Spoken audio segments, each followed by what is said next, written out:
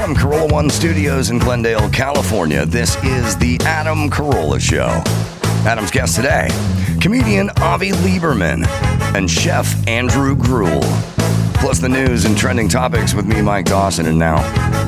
He doesn't care about the Last Supper because as a kid, he barely had the First Supper.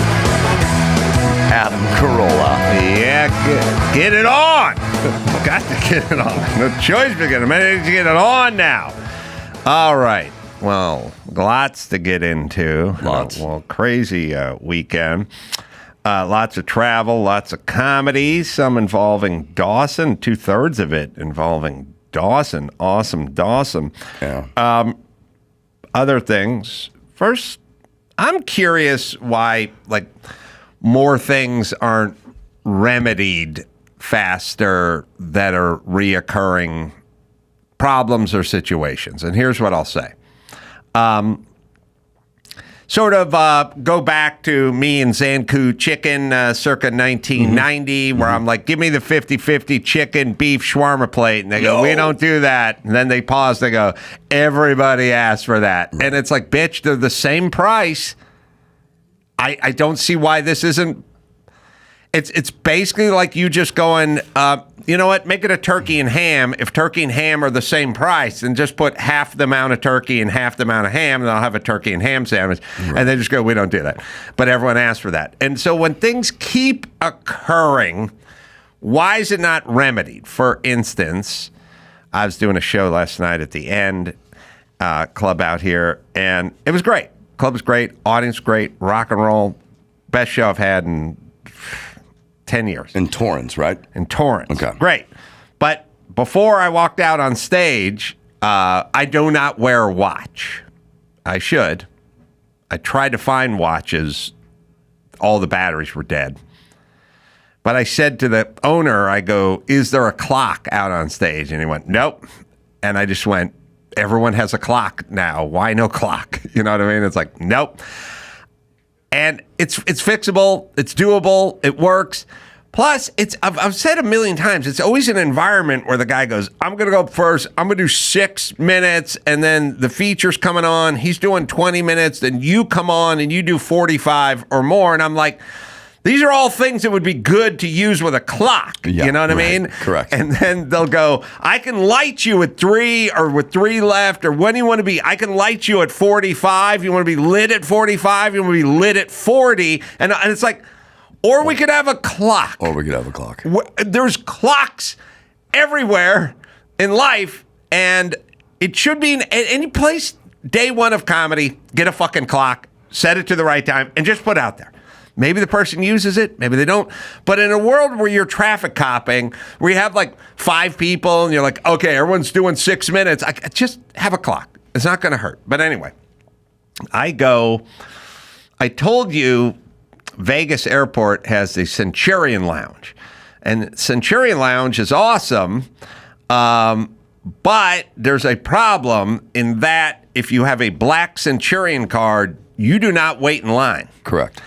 I mean, I don't know. Yes. But I heard I will confirm that you don't, except for there is no signage anywhere, right? Right. So the first time I get there, I just get in the back of a long line.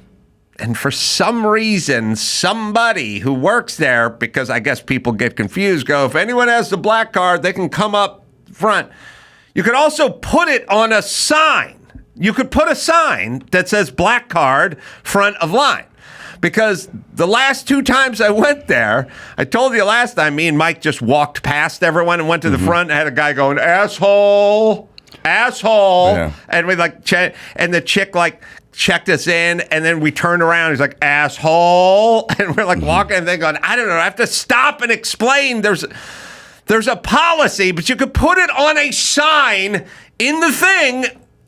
Because when I was there Friday, Mike and I did the exact same thing, and there was a guy in front going, what the fuck, bro? Yeah. And it's like, this is uncomfortable for me. I don't want to wait in line with the black card. On the other hand, I'm not comfortable with sliding in front of you when you have no context, but there is no sign and there's no discussion. Yeah. The bitch behind the counter doesn't go, hey, Hey, douchebag, he has a black card. He does not have to wait in line. He didn't cut you off. This is our policy. She doesn't say anything, and there's nothing posted anywhere. So now I have to have this anxiety of walking past people who've been waiting in line for 20 minutes and just sliding right in front. Like, oh, man show guy thinks his fucking shit doesn't stink. They will not say anything, and they will not post anything. Right. And half the people in line get it. But there's enough people in line who have no contacts. Mm-hmm. And I'm here to tell you, 2 out of the last 3 times I was there, I was called an asshole. This must happen all day, every day at this place. Because I'm not the only one with a black card. There's going to be another guy with a black card that's coming a half hour later, and he's going to get in front of somebody, and that dude's going to get called an asshole. Or you could post it. You could make a fucking sign. I'll tell you why that's not going to happen. You could. They're not going to. Never. Because it's going to take 2 things that are we're shorthanded in today's world. Also, could the bitches behind the counter be coached up a little bit to go, hey, you who's calling this guy an asshole, he's got a black card. For the same 2 reasons, it will not happen because there's a shortage of effort and goodwill. It's never going to happen. More effort and goodwill, the sign would be up. The person running the line would let everybody know. I'm just going to get a fucking windbreaker to wear to that Centurion Lounge. It just says, I have a black card. I am ordained to go in front of you in line. Sorry. How about you make your own sign? And you walk by the line, and as soon as you get to the door to go in, you stick that sign to the wall. Everybody in line will be watching you. They'll read the sign, and they'll go, oh, shit, he must have a black card. And then somebody in the line is going to be like, wait, I don't have to wait in this line? Why didn't you guys tell me? And then maybe the sign will live there. You got to do this. It would be helpful to the people with the black card waiting outside in the long line, and it would be helpful for the people who didn't want to be called an asshole for walking in front of people. I'll tell you what. But it will never happen. It will never happen. A +1 and we're on the road together, I get to come with you. I will put up the sign. Okay. I will put up I'll just keep it in my backpack. It'll be a nice, and I can even Photoshop their logo in. Yeah. Well, the other part of the card too is you go pulling into that place. And there's sometimes, all right, can we do this? Can we make a rule? There's a coffee version of this and there's a booze version of this. It's noon and everyone's just waiting in line at the bar. And there's 2 people at the bar. And the problem with the bar is you got the 2 bitches in front of you, and one's ordered a daiquiri, and the guy's got to get the blender out, and the other is ordered as like a cappuccino martini, and he's got to go find the sambuca, and it's like just fucking glass of champagne, whiskey, whatever you want, but I can't start fucking building things in the lab here. That's why the line is long. It's fucking taking a long time. I've been there 5 times. I've been in this lounge, and sometimes you just walk by and the line is just too fucking long. That's what I did this time. I was going to get a drink, and I went, line's too fucking long. I got some food, and I sat down. Are the drinks free? Yeah. Okay. And Mike's like, you want to get a champagne or something? I go, the fucking line's too long. I'm not going to stand there for 20 minutes. I'll eat and I'll come back later. And I came back later on and the line was shorter, And so I went up there and they go, if you got the black card, they go, you can go, we got this kind of champagne or we got this kind of rye whiskey or something like on special, but just for the black card. And I go, all right, I'll try the champagne. Do the champagne. This is another black card situation that there's no sign for? Well, I was informed at the desk, but yes, you're right. Okay. At the front desk, they go, if you got the black card, you can try this kind of champagne at the bar or whatever. I go, all right. But after being there about 5 times and standing in line the whole time and stuff like that, then I came back an hour later to get another glass of champagne, and I'm waiting in line again. And I go up there, and the person goes, if you got the black card, you don't have to wait in line. And I'm like, okay, but You could put that on a thing somewhere, or somebody could say it. Two signs. I'm bringing two signs. Two signs. Yes, I'm not getting a drink because the line is too long. But I did not know that the black card got me right up to the front of the line. But you could put it on a sign. My God. And we could straighten out this first world problem. Wow. So Dawson, fresh from his triumphant appearance in Carpinteria. Yeah. Over there at the Alcazar Theater. Alcazar Theater. Had a good shows there. It was a great show. Saturday night. A lot of fun. I did a local joke that wasn't even that funny, but because I did a local joke and then I pointed out that it was a local joke, the crowd went crazy. They love it. They love it when it's tuned up and dialed in for them. It just shows them that, hey, you put the effort into doing something new that you're not gonna do in Vegas or whatever. So we had Costner and his friends came out. Costner and his friends, which was awesome. Pretty surreal, honestly. It was. I walked into the green room. I don't get starstruck that much, but I was admittedly just a little starstruck, and I just went, Costner. Well, it was Dawson's idea. Costner's from that neck of the woods, or he's out there when he's in the country or not on the set or wherever. He's always somewhere. And Dawson said to me, I don't know, Tuesday, Wednesday of the week before the show, he's like, why don't you reach out to Costner? And I was like, oh, yeah, he's in that area. Yeah. I give it about a 10% shot of working. The thing about celebrities is they don't have to be out of the country. They just have plausible deniability because they're gone so much. They just go, I'm on the set. I'm sorry, I'm busy, sorry. Whatever. But of course you are. He was like, yeah, I'm in. And I want to bring some people, son, friends, and showed up half hour early, hung out in the green room, which is a cool kind of decked out trailer RV. Hung out with them for a while. Said hi to his son. Seemed incredibly nice, very Super normal. Nice. Yeah, Costner, very normal, very down to earth, very regular dude. Showed up with his regular dude friends, and was there 5 or 6 of them? And then like, at about 8 o'clock, it was time to start the show. So they were shown to their seats, and there they were. They enjoyed it, had a good time. Everyone had a good set, and that was Costner, man. I had a really cool moment. I was watching some of your set, but we were completely sold out. So I was sitting on the floor behind the soundboard and just kind of looking at the stage and listening to you, and I was 4 people away from Costner. That was his row.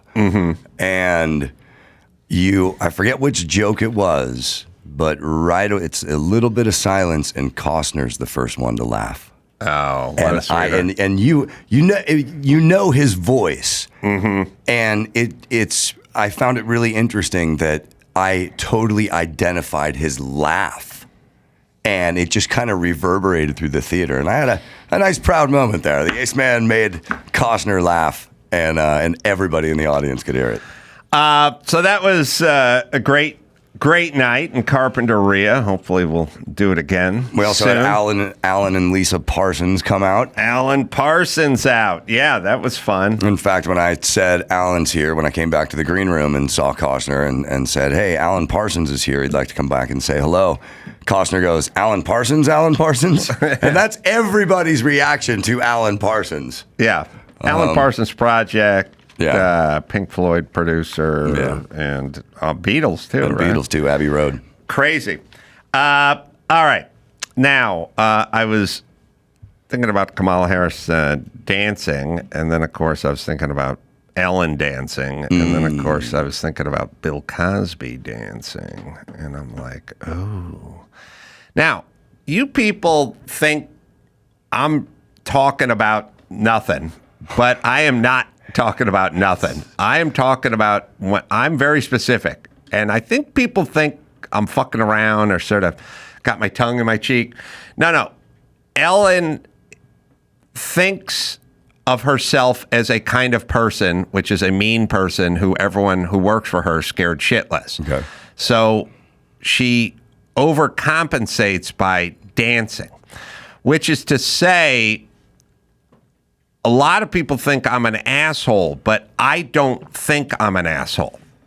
And because I don't think I'm an asshole, I can say asinine things because I don't feel that way. So what I'm saying is I am not a racist, and I know I'm not a racist, and that's why I can make tons of racist jokes. Exactly. And so when people say, oh, this guy, looking at Trump, he's a racist. I go, no, he wouldn't say racist shit if he thought he was a racist. If he was a racist, they go, if he was a racist, he's going to trying to hide it. He's going to be a dictator day one. It's like, if that's his plan, he's not saying it into a microphone.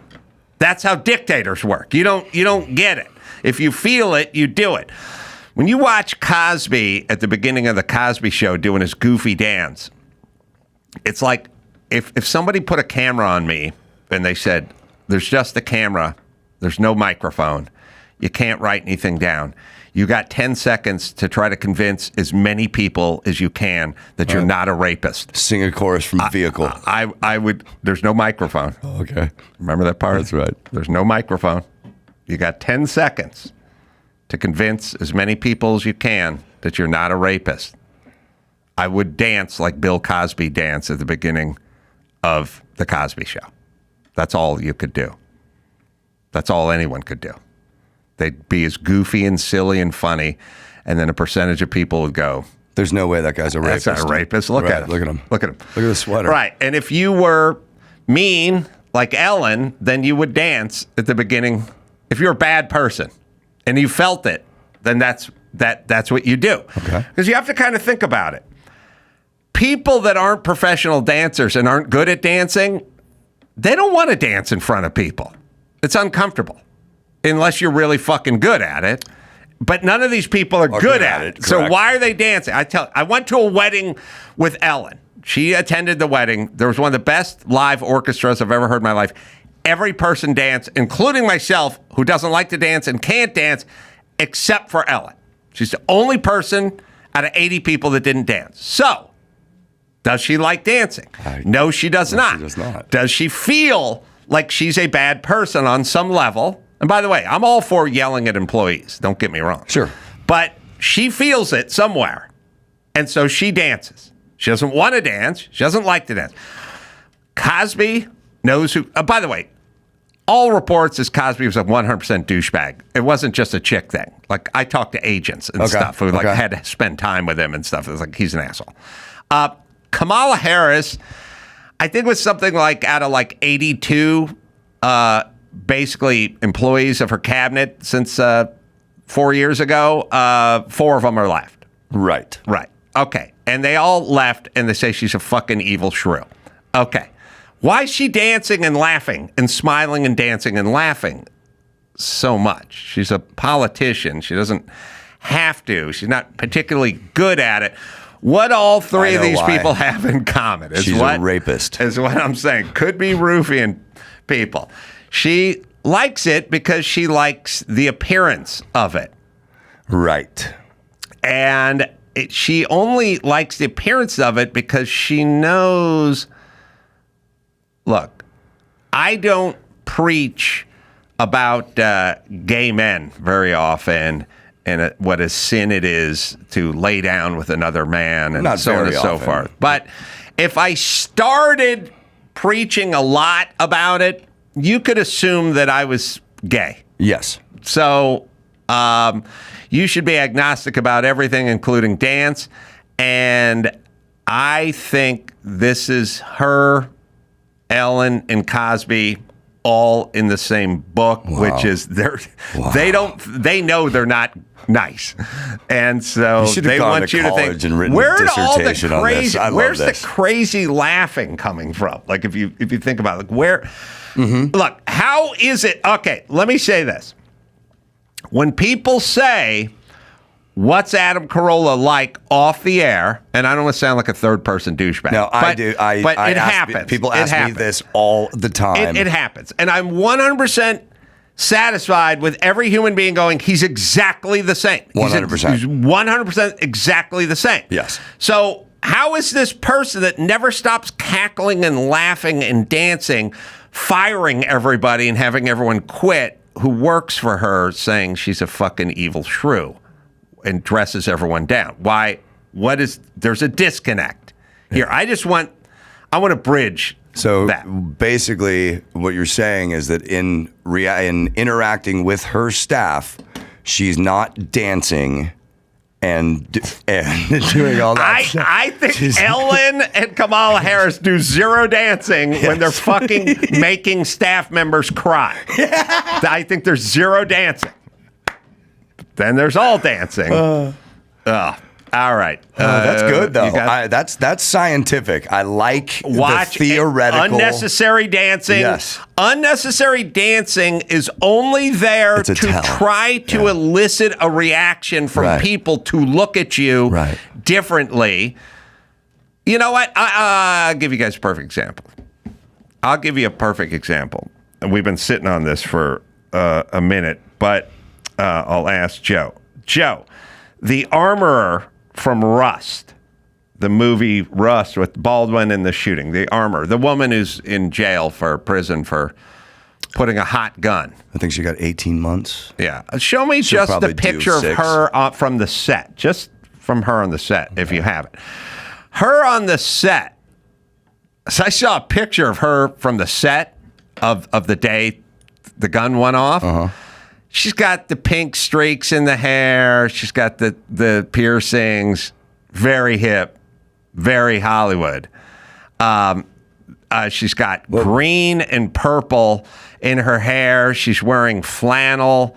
And she looks like every piece of shit Hollywood hipster trying to make an impression on an independent film. From Silver Lake to the big screen. Right. Very indie. Very art house and indie. Okay. That's her hair. She likes the green and she likes the purple. Mm-hmm. Let's see a picture of her from inside the courtroom when she was attempting not to get the book thrown at her. Yeah, let's see. Oh, she's dancing. She looks much different. Yeah. Much different. How would you describe her now? She looks like a school marm. She looks like a librarian. Yeah. No more green and purple in the hair. Mm-hmm. Hair's one color. It's brown. It's up in a bun. Sensible jewelry, sensible makeup, wearing a black turtleneck, very conservative. So what happened to this person? Well, that person isn't either one of these people. That person is this version of it when you're on an independent film trying to get everyone to think I'm this person. And then I go inside a courtroom and I want people to think I'm that person. Yeah, that's her Jules Dash. That's right. Okay, so the people that dance, you should always be fucking suspicious. Be suspicious on. Look, I'm telling you, when the fucking gangbangers go into court, Mark Garagos gives them a pastel cardigan sweater and says, "Put this on." And they're like, "Why?" And it's like, "Because you look like a person that wouldn't stab somebody." Right. Okay, and when you dance, and you look like a happy person like that wouldn't could be in Boys fucking to Men. Scream at your staff. Right. All right, let's do a little news. All right, so let's start with this because we did some travel this week. An eruption on a flight, on an Air Canada flight, but this time it wasn't a passenger. It was a flight attendant who went berserk after a passenger asked for a blanket. The flight was going from Casablanca, Morocco, back to Montreal. It's a long flight. Yeah, we do have video of it somewhere, but let's just watch this. Vous allez vous comporter, on débarque. Je dois dire ça au commandant tout de suite. Oui ou non? On a pas couvert, on s'est excusé. There should be captions here. Yelling in French. Est-ce que vous allez vous comporter? Oui ou non? Je peux pas, I don't want no bullying against my crew. Okay? Everyone behave. Be quiet! Back on your seat, or you're getting off! All right, I like the attitude. Look at this attitude right here. Somebody's a fan. I had cut off right when she was doing her big outburst. But listen, we can't ask women to work as hard as they're working. They snap faster than dudes. They're much more, I've said this many times, they're much more aggressive than men, although no one ever thinks that way. Mm-hmm. They definitely 100% are. I've told you, simple experiment, be in the kitchen. Anyone who's been with a woman, Anyone who's ever been with a woman understands that if you're fucking in the kitchen and you're leaning over a frying pan or something, making bacon, and she's standing behind you, step back and step on a woman's foot, her hand flies out. She smacks you. She doesn't go, you're on my foot, hand reflexively. Just comes sailing. Just pop. My mom's notorious for a quick slap. Right. Yeah. You step on a dude's foot, he does not punch. He pulls and goes, ow, or you're on my foot, or whatever. He doesn't get angry. Right, yeah. Because I have context. If a woman is like working with her back turned to me on a skillet, making bacon, and I'm walking behind her and she just happens to step back and like step on my foot, I'm not angered by it. I realize she didn't do it on purpose and there's a context and she's moving and she stepped on my foot. Women get angry and a hand comes flying out. They're more aggressive than men. They're like birds. I've said it a million times. They're little, so they don't hurt you, but they're more aggressive. Mm-hmm. It's like people go, you're more scared of a Kodiak bear than you are of a bird, but it doesn't mean the bird isn't more aggressive. Right. And women are more aggressive. We're putting them in all these high tension areas. Like we're putting them in these pressure places. Hey, bitches who run the Ivy League, go sit in front of Congress and have some other like-minded bitch dress you down for an hour and a half. And then they start snapping. Well, this one certainly snapped. Air Canada replaced the flight crew. No word on whether she still has her job or not. She'll probably keep her job. I mean, look, they did this fucking thing where it's like, they're there for your safety. They're there for your safety. They're there for your safety. Well, if they're just there for our safety, like I wouldn't ask a security guard to get me a blanket and freshen up my drink. Right. He's there for my safety. Do you know what I'm saying? Right. Like, if I was on a fucking flight and I ran into an air marshal, I wouldn't go, all right, you're here for my safety? Yep. How about you give me another cold one, bro? Like, he's there for my safety. So they do this thing where it's after 9/11, we're here for your safety, we're here for your safety, we're here for your safety, and go, give me a blanket. Yeah. And they go, what's that got to do with safety? Yeah, I'm not sure if I stated that, but allegedly that is what started this meltdown, is when a passenger asked for a blanket. Yeah, I knew it was in the story. I can't remember if it was there or not. Yeah. So that's the problem. They're there for their safety. No fucking drinks on the Southwest flight. It was a little bumpy. It was bumpy coming out. Okay, can I say this? It's 117 degrees in Las Vegas. Yeah. It's 117 degrees. We're leaving at 4 p.m. That means you are climbing out of Las Vegas at 2:45, maybe 2:30, because there's a turnaround on our side. It's 117 degrees in Las Vegas, and you're leaving at 3 in the afternoon. It's going to be bumpy. It's going to be a little bump because it's 2,000 degrees in the desert and there's hot air coming off. Makes sense. Right. Then you get to Burbank, and it's 79 degrees in Burbank, and they go, we're suspending the beverage portion because it was a little chop. It's a little bumpy coming out of Vegas. It's bumpy coming out of Vegas. It's all bumpy all fucking summer long. We get it. Right. But we're not in Vegas anymore. We're in Burbank. It's not bumpy, and it doesn't get bumpy until you get back to Vegas and start landing in Vegas. By then, the drinks will have been collected. Right. So stop suspending the drink service. I agree. Now, did you get served on your way home from Vegas? Because I did. No, I didn't. Well, I was overserved in the Centurion Lounge, so I just thought, you know what, I'll just sleep this one off. Well, Southwest Airlines is shifting to assigned seats for the first time in their history. It's a change that will allow the low-fare carrier to charge a premium for some of the seats on this plane. The airline will also start offering overnight red-eye flights some for the of the first time. seats. So they're not switching. No. Well, here's the thing. How come the articles are like Southwest is switching? It says shifting to assigned seats. Now, maybe a shift implies that some of the seats would still be open. I don't think so, though. I know some of the seats are going to be free. You don't have to pay extra. For those seats at the front of the plane, you're going to have to pay extra. And then maybe they'll rejigger some of their planes to add 3 more inches of air. Some legroom. Assigned seats are all assigned. I'm not sure. I don't see how you split it 50%. All right, so it's assigned. I'm fine with that. Yeah. It works for other airlines. It works for other airlines, and it takes the stress away. If you fly Southwest 24 hours before your flight, you have to be on your computer, and you got to log in so you get one of those Bs. They sell the As now. Mm-hmm. You want to get into, you want to load in B, and then you're sure that you'll get your stuff on the plane. So this is just going to take that stress away. If the prices stay as low as Southwest keeps them, they're going to go up. Mm-hmm. But if they're still in the Southwest ballpark, this is not going to affect them. All right. Well, listen. Southwest to Burbank, 40 minutes from Burbank to Vegas. Yeah. What are the choices? Burbank's easy. That's the life we're living in. Right. Mm-hmm. I think we should talk just a little bit about the Olympics really, really quickly. Yeah. I want to talk about Nutgate. We got to look at this picture. This is from the opening ceremonies in that scene where they were depicting the Last Supper.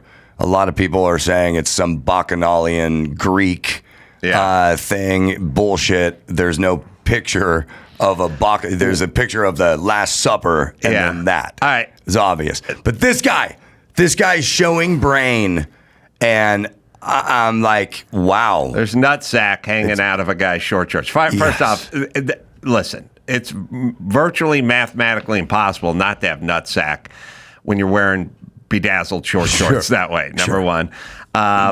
It looks to this sack on tour, because nobody knows the sack like the Ace Man. Ace Man. Prodigious sack. That's me. Yep.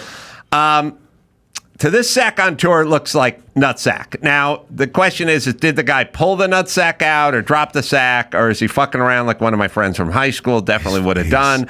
And if it is nutsack, look, your nutsack knows when it's free. It knows when it's free. The human body's incredible. You know when you drink too much and you make yourself throw up by sticking your index finger in your throat? It doesn't even have to touch anything. It knows. It knows. The airspace. Your nutsack is free. You know it. You know it. Absolutely. I know it. You ever wear boxers and your dick comes out of the fly when you're wearing shorts? You're like, oh, fuck, I got to get this. I can't walk. I'm walking sideways until I get this thing back in the... I don't even know why. It should be able to live outside there, but it doesn't. Your nutsack's out of your bedazzled short shorts. You know it. So it raises the question. Did he do it on purpose? I say 100% yes. I'm with you on this as well. But the bigger question is why does the trans community need to be a huge part of everything? And then also, the trans community in the Olympics. Are there many trans people competing in the Olympics? Are they sponsored by Nut Tucker? a new undergarment for the trans community? Like, what are they? Why the representation all the time? Can't we just have the fucking Olympics? You would think it's 90% of the people in the world are trans. Let me just tell you guys, everyone, something that you don't understand. When they go, why? Like, why do they keep going? Or why are they doing the Last Supper? Like, aren't they going to anger the Christians? And then they go, no, we weren't depicting. Everything they do is to piss you off. Right. Drag Queen Story Hour is only in existence because it would piss off normal people the most. 100%. And then they go, hey, we're just talking about going to the library and reading children's books. It's totally unnecessary. Yeah. All of this is totally unnecessary. They're doing it to piss you off. Now, here's what you're dealing with. There's a psychodynamic that you people don't understand, but I understand it from 10 years of doing Loveline. Most of these people are victims. Most of these people had horrible things done to them, molestation and whatnot. The reason I know it is because you now think it's a good idea to walk around with fake tits and your nuts tucked up your ass. So these people were victimized. You go back and look at their past, look at their childhood. Something happened to most of them. All right. Now they're fucking angry and they're taking it out on anything that they think is normal. And then society becomes the man. Now, stepdad's the guy you have the beef with, but he's dead. Alcohol took him a long time ago. And now it's time for everybody to pay. And they talk about rights and we want acceptance. First off, you're a fucking freak show, so no one's going to accept you. If you want acceptance, don't dress like a fucking freak show. Right. There's a way to dress as the other gender, which is just looks like the other gender dresses. I don't know women, and you guys are trying to become women. I don't know women who look like this. And I would make fun of them if they did attempt to look this way. You're here to agitate. The reason you're doing the Last Supper is not a coincidence. It's there to anger people. Exactly. Drag Queen Story Hour is there to get a response. You're there to anger everyone, and then people turn on you, and then you become a victim. And then you get to be an activist. And you get to be a victim, which is what you were when you were 7, and you were molested because you're reenacting it. And that's what victims do. So I understand what's going on. Society doesn't understand what's going on, or they're too cowardly to say anything. I would hope that nutsack guy at least has a sense of humor, and he's like, I'm going to do this. I'd hope he's a straight guy who's a performance artist who's pulled his nutsack out. Oh. Yeah. All right. But that's what they're trying to anger you and get a response. And then when you come back at them, then they get to recreate their victimhood, which is what got them attracted to this in the first place. They were powerless when they were 7 and being victims. Now they're not. Yeah. That's what you're experiencing. You're experiencing a lot of this. A lot. Women that were victimized sexually in there, then later on in life, all of a sudden, this encounter with a guy becomes them being raped. Yeah. Because they're acting out their victimhood from the past. Right. Nobody will talk about it. It's wildly unpopular, and you'll get yelled at for bringing it up. But this is the syndrome in the cycle that we're living in. And then we sit around and we go, well, what are they? Well, I don't get it. Just let them go to the library dressed up like fucking mistress of the night and read Hop on Pop to 5-year-olds. Like, what's the thing? And it's like, well, why does he even want to do that? Who the fuck would want to do that? You're fucking drag queen. Go out, have a smart cocktail, and butt fuck a stranger. What are you doing? What the fuck? I don't want to go to the library. Right. What the fuck? You've said to me, oh, Adam, guess what you're doing this Saturday? Yeah. I'm like, what? You're going down to the library and reading Yertle the Turtle to 6-year-olds. I'd be like, fuck that. No fucking way am I going to do that. Why would you even want to do that? Well, it's the same thing for like comedy shows, comedians. We're not going out and doing shows for 6-year-olds. Drag queens should be doing shows for adults who are into that. Yes, but that would not piss off Ron DeSantis. Well, yeah. And by the way, really quick, I'll just close with this. I think we brushed upon a new NFL draftee. Offensive tackle out of Louisiana State. Prodigious sack. Yeah. Okay. Sacrilegious. I guess it'd have to be defensive. Somebody's got to do sacrilegious, right? On the nutsack at the Last Supper. Come on, man. Oh, yeah. The New York Post would probably do that. Post, yeah. You guys. Sacrilegious. If the New York Post hasn't already hopped on sacrilegious, then there's somebody's dropped the ball over there. All right. Comedian Avi Liberman is going to come in here. He's got a book. He's got an interesting story. It's a very funny stand-up, and we'll talk to Avi right after this. Viator, tool to plan and book travel experiences around the world. Their app and website make it easy to explore over 300,000 travel experiences. You can go to their website, and I use their website, and figure out, like, where do you want to go? Give me an experience. Just go to the webpage and go to top landmarks: Colosseum, Eiffel Tower, Vatican, Yellowstone National Park, Antelope Canyon, Niagara Falls, just off the top of my head. and have an experience. Plan better experiences with 24/7 customer service, free cancellation, and real travelers reviews. So you get the insider information you need to make it a wonderful experience. Download the Viator app now and use the code Viator10 for 10% off your first booking in the app, which can add up. Find travel experiences for you and do more with Viator. Yeah, I had a very weird week. I went king-size bed shopping. I don't know if anybody's ever been through this hellish experience before, but it's very confusing because they have different sizes of king-size beds. I didn't know this, right? They have what they call an Eastern King and a California King. So I learned the Eastern King comes with more room on the sides, right? And the California King comes with a gay man. So you have to be very careful, I think, which one when you pick it up. Open it up. Surprise! Well, hey, where'd that come from? Good. And as a comedian, we do travel a lot. I've been getting a lot of travel advice, especially now that I live in Los Angeles. All my friends in LA, here's what they're telling me now. Fly in and out of Burbank Airport. So much more convenient if you fly out of Burbank. The problem is you can't get a direct flight out of Burbank to anywhere. Last time I flew out of Burbank, we stopped at LAX. I'm like, this isn't convenient at all. This is absurd. Avi Liberman is on the Adam Carolla Show. Yep. Vegas is about it. Good to see you, Avi. Yeah, good to see you too. Thanks for having me. The book, Traveling During the Pandemic, How 2 Weeks Turned into 7 Months, 8 Countries, and the Adventure of a Lifetime. So you're traveling, trying to kind of get away from COVID lockdowns and restrictions? Yeah, the goal was to escape California.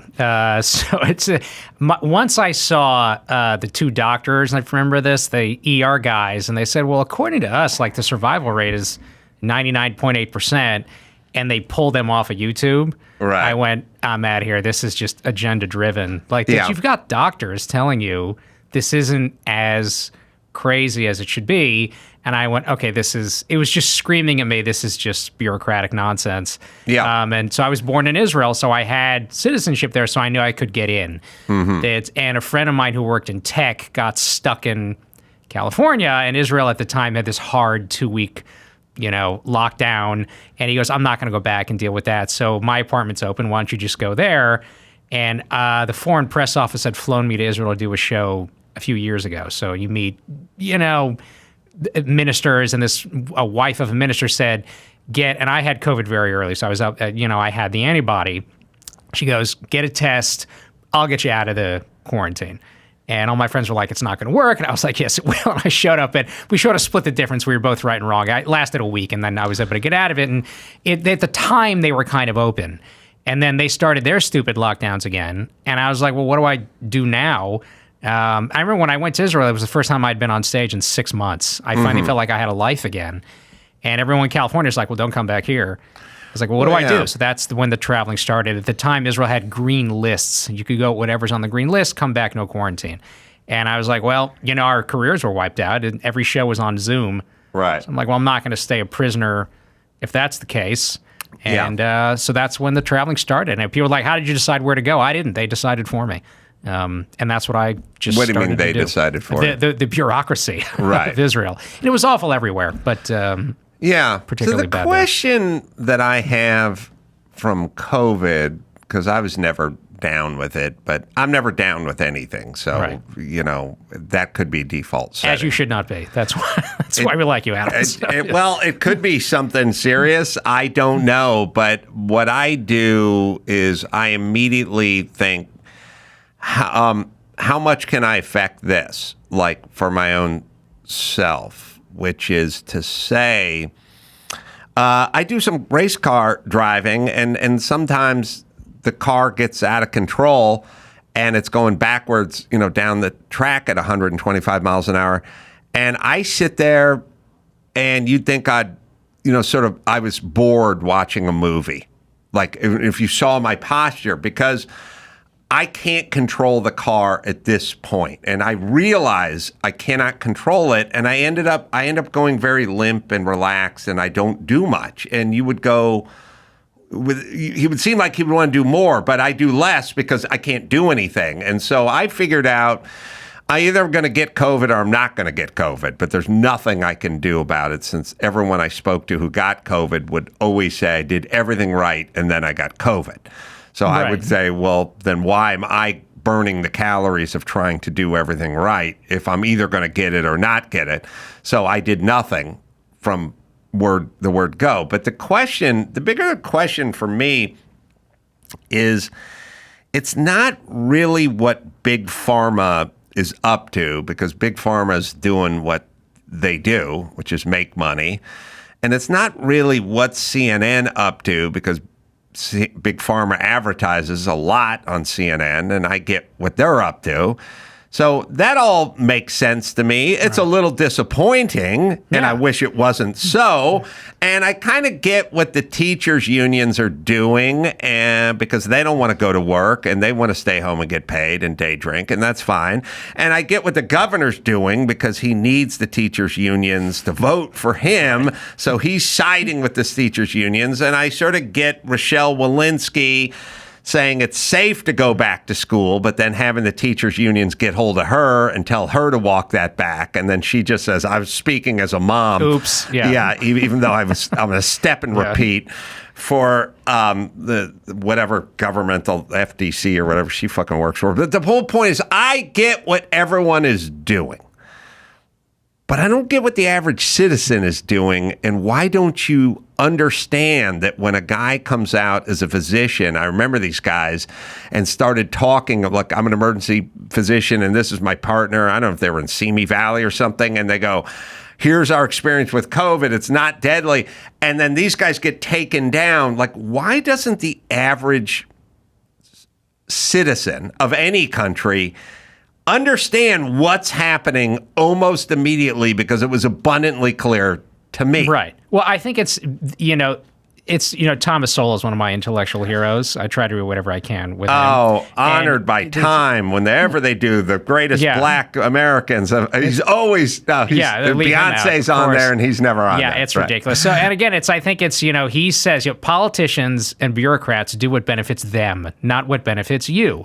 Right. So that's what gets thrown out there, and that's what the public's going to see.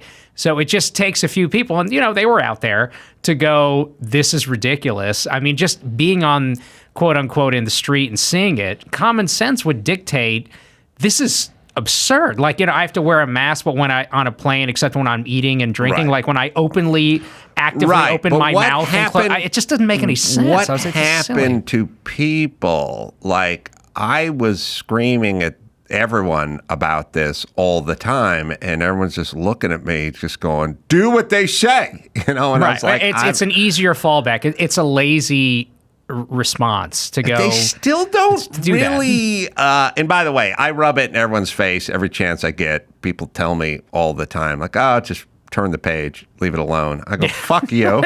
Number one. Number two, of course, you say that stewed sheep person who bought into everything. Of course, you want to turn the page. People were so mad at me that it's just like, you're trotting around the world spreading COVID everywhere. I'm just like, you don't think I can see? You're just mad that you're stuck doing what you're doing. And you got I'm fucking trying played. To live life. You got fucking You duped. got screwed. It's not that you got screwed. You got played. Yeah, you no one wants to be a sucker. Played, and you were suckers. And that's why when I put my controversial tweet out there about it's killing old people and sick people, I didn't leave it at that. I said, and the rest of you pussies got played, because I wanted to make sure and shame everybody who went along with this. And you go, well, what's the harm in that? I don't know what's the harm in that. Tin Horn Flats is a 50-year-old family-run business. I went to high school with the guys who run the business. It's 2 miles from here. It's got a fucking iron gate around it because Newsom said no outdoor dining, and now it's gone. Yeah, and he doesn't realize, like, nothing kills more than what? What's the number one thing? Poverty. Right. Poverty kills more than anybody. Yes. And you just did that. This is 50 times more. I mean, I got booed actually on a Zoom show. Really? Because, it was one of these, my buddy in New York was arranging it, and I was on at 11 a.m.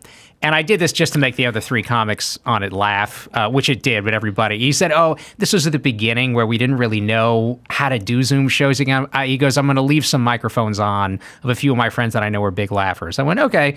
And they cut to me, and I go, people ask me, Avi, is it normal to do a show at 11 a.m.? And I said, honestly, it is, but usually those shows are at nursing homes, but they're all dead, so I don't need to worry about it. And you hear this, boo, that's not funny. And, because I'm throwing this back at, Cuomo's face. I was like, this was your fault, idiot. Like, and they just didn't want to hear it.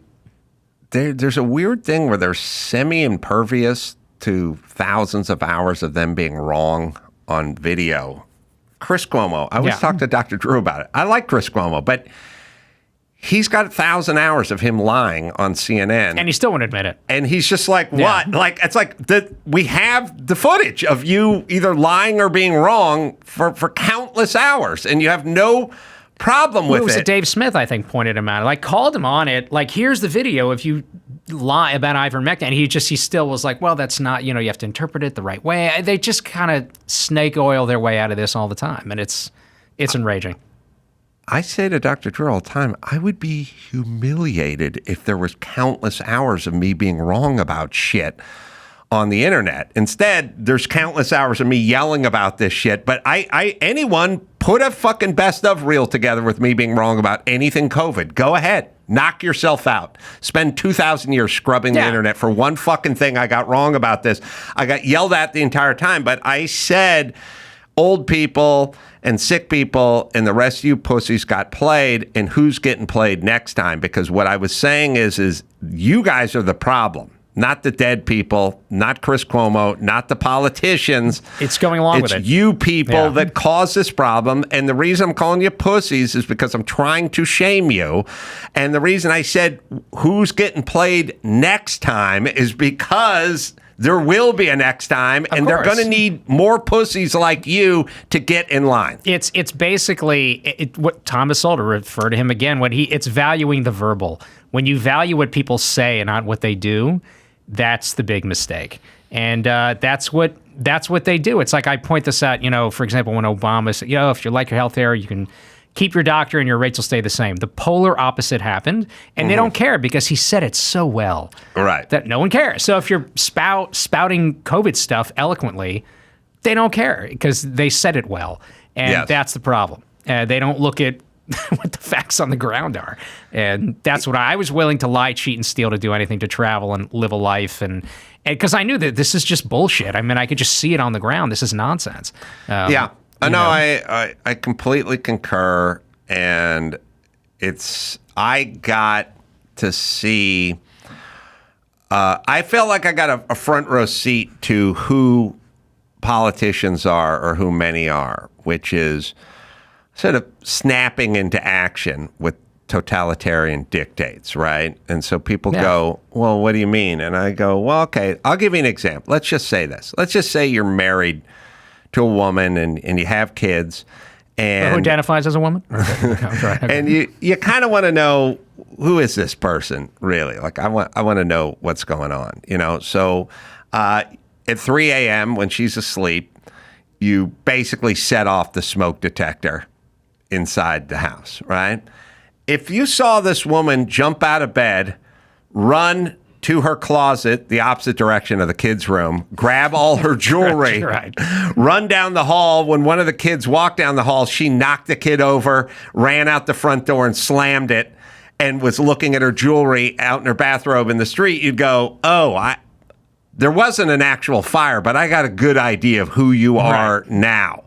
And the thing about COVID, there wasn't an actual fire. It did not, the lethality of it was nothing close to anything that they said. But I got a nice view of who Gavin Newsom is and who Gretchen Whitmer is and who all the fucking officials are who tried to shut and lock everyone in their fucking house. I know exactly who you guys are now. And I don't like it and I don't fucking trust it. He flashed into my head when I said, when I would go back and forth to Israel and they had levels of lockdowns, that were some were more severe than others. And I walked up to an ice cream shop and there was a table in front, and this is, you had to get things to go, and they had different sizes. And I walk up to the guy and he's standing behind this table Before you could go in and order something to go. Now you had to order it on your phone, and here are the sizes you're allowed to order. And I walk up and go, can you just get me a cone? This is ridiculous. He's like, I can't. I'm sorry that you got to order one of these 3 sizes because then it's technically bulk, to go. I go, fine, give me the small one. And he goes, you got to use your phone and call me.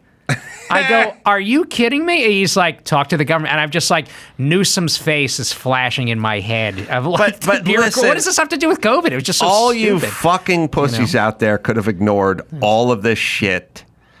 I mean, really when I go back and I look at all these little snapshots in life, I don't really look at the victories, which is great. You won the race or you got a standing ovation after a stand-up show or something like that. We remember the bad shows. I remember the time I told people to fuck off. Yeah, of and the greatest COVID moment for me was walking down the horse trail in La Cañada. There's a big, long horse trail went behind my house, went all through the hills, just 100 degrees, hiking that horse trail, and there was police tape put up in front of the horse trail, the trailhead, because people were ignoring it, and someone was sent out from the city, told to put up more police tape or something. And this guy wasn't a cop. He's just a plainclothes guy in a regular car. But he happened to pull up as I was walking around the tape and going down the trail. And he got out of his car and he started walking toward me. He's like, whoa, whoa, whoa, trail's closed. And I said, where's your mask? And he went, right. It's in the car. And I went, go get it. And he went, the trail is closed. I go, go get your mask. Right. And he goes, well, you're not supposed to be on the trail. I go, you're not supposed to be out without a mask, so go get your mask. And he was like, whoa. Yeah, when you flip it around and its I was head. like, oh. I was talking to Dr. Drew on the phone at the time.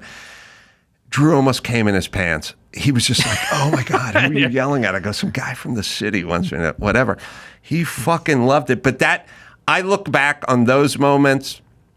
Oh, with glee. I look back. I mean, Joe, you can find it. The fact that Valerie Bertinelli and George Decay attacked me for my insensitive tweet, it's like the greatest moment of my life. I mean, I remember sitting in my dad's shitbox house in North Hollywood and watching One Day at a Time and a young Valerie Bertinelli. How could you not? Yeah. Height of her powers. Yeah. The fact that she's now attacking me online for saying something that's truthful, it's awesome. There's nothing better. And George Decay? This is he's awesome. Yeah.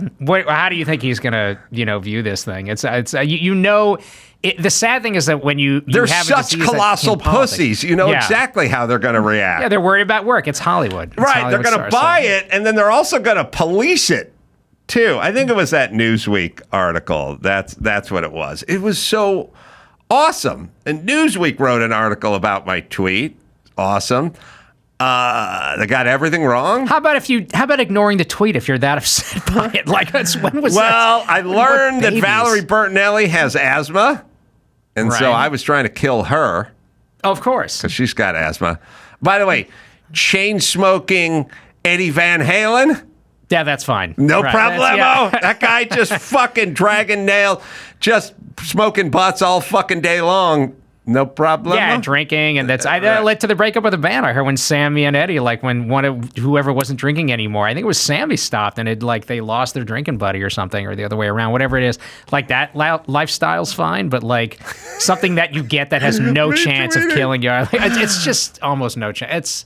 It's But it's disappointing. Yeah, I think I'm mostly disappointed in people. I think when you find out sort of who people are, you just go, oh. Yeah, I just tell my friends, you know what? Even my friends that were very worried. Look, I used to work with kids as a teaching assistant. Mm-hmm. I would go through. I know which parents are the worry warts and how this is which kids. What do you think this is going to do to them? I go, if they would have just invested all their energy in treating the sick instead of punishing the healthy. Yeah. How much better would this have been? Also, what happened? When I was younger as a guy, the worst label you could have had hung on you was pussy. Right, by far. And I would get millions of tweets going, my grandfather lives with us and I have a cold. And I'd go, get under the bed, pussy. I'd call everybody a pussy. everyone a sheep and a pussy and take your fucking pussy ass and go climb under the bed if you don't want to fucking deal with life. And I just called everyone a pussy, and I think it angered most people. But I was like, hey, adult male dudes, why are you acting like such a fucking overt puss? In and Israel, then aren't you worried about it? I told one parent, I said, well, it's dangerous. And I said, do you send your kids to the army? They go, Yeah. well, of course. Yeah. I go, how can you do that? Isn't that dangerous? Can Right. you give me a 99.8% guarantee that they're going to be fine? Yeah. I'll give you that with COVID. That's what the numbers are. Especially if your kid's 18, 19-year-old, 20, healthy kid. The odds are pretty much zero that they're going to. And they didn't know what to zero. say. I said, you live every time you take your children to school in a car, it's a little bit more risky. You could just outlaw cars and say, sorry, you got to walk there 2 miles there. But you don't do that because you want a quality of life. The big you lie put yourself at risk sometimes. Those are the breaks. Or it's I do, and you need to fuck off. right. I it's do my shit business. that you may not be comfortable doing yourself. I choose to do it. Suck my dick. Right. That's that what I was have my to say attitude. to those people. Avi, how can you do this in my back? You don't need to worry about it. I'm doing By it. the way, hold on. The whole thing is nuts. You're vaxxed. Okay. So now you're triple vaxxed, so you can't get it. So what do you give a fuck for? Yeah, and then they get it anyways. I know. It's just hilarious. We have the Newsweek article. I have to revisit it like once a year, but it's good. When was my tweet? My tweet was 2012. Well, the article. August 31st, 2020 was your tweet at 10:06 p.m. Early money. Early money. This is 2020. Radio host Adam Carolla was blasted on Twitter after falsely suggesting only the old or sick die from COVID-19. All right, you can stop there. Totally correct. It's not falsely. And I didn't say only. I said this thing kills old people and sick people. But and my career. And my career. Yeah. And I understood there's such a thing as dying of COVID. But they added only. Oh, no doubt. And that was false. False. So anyway. Yeah. All right.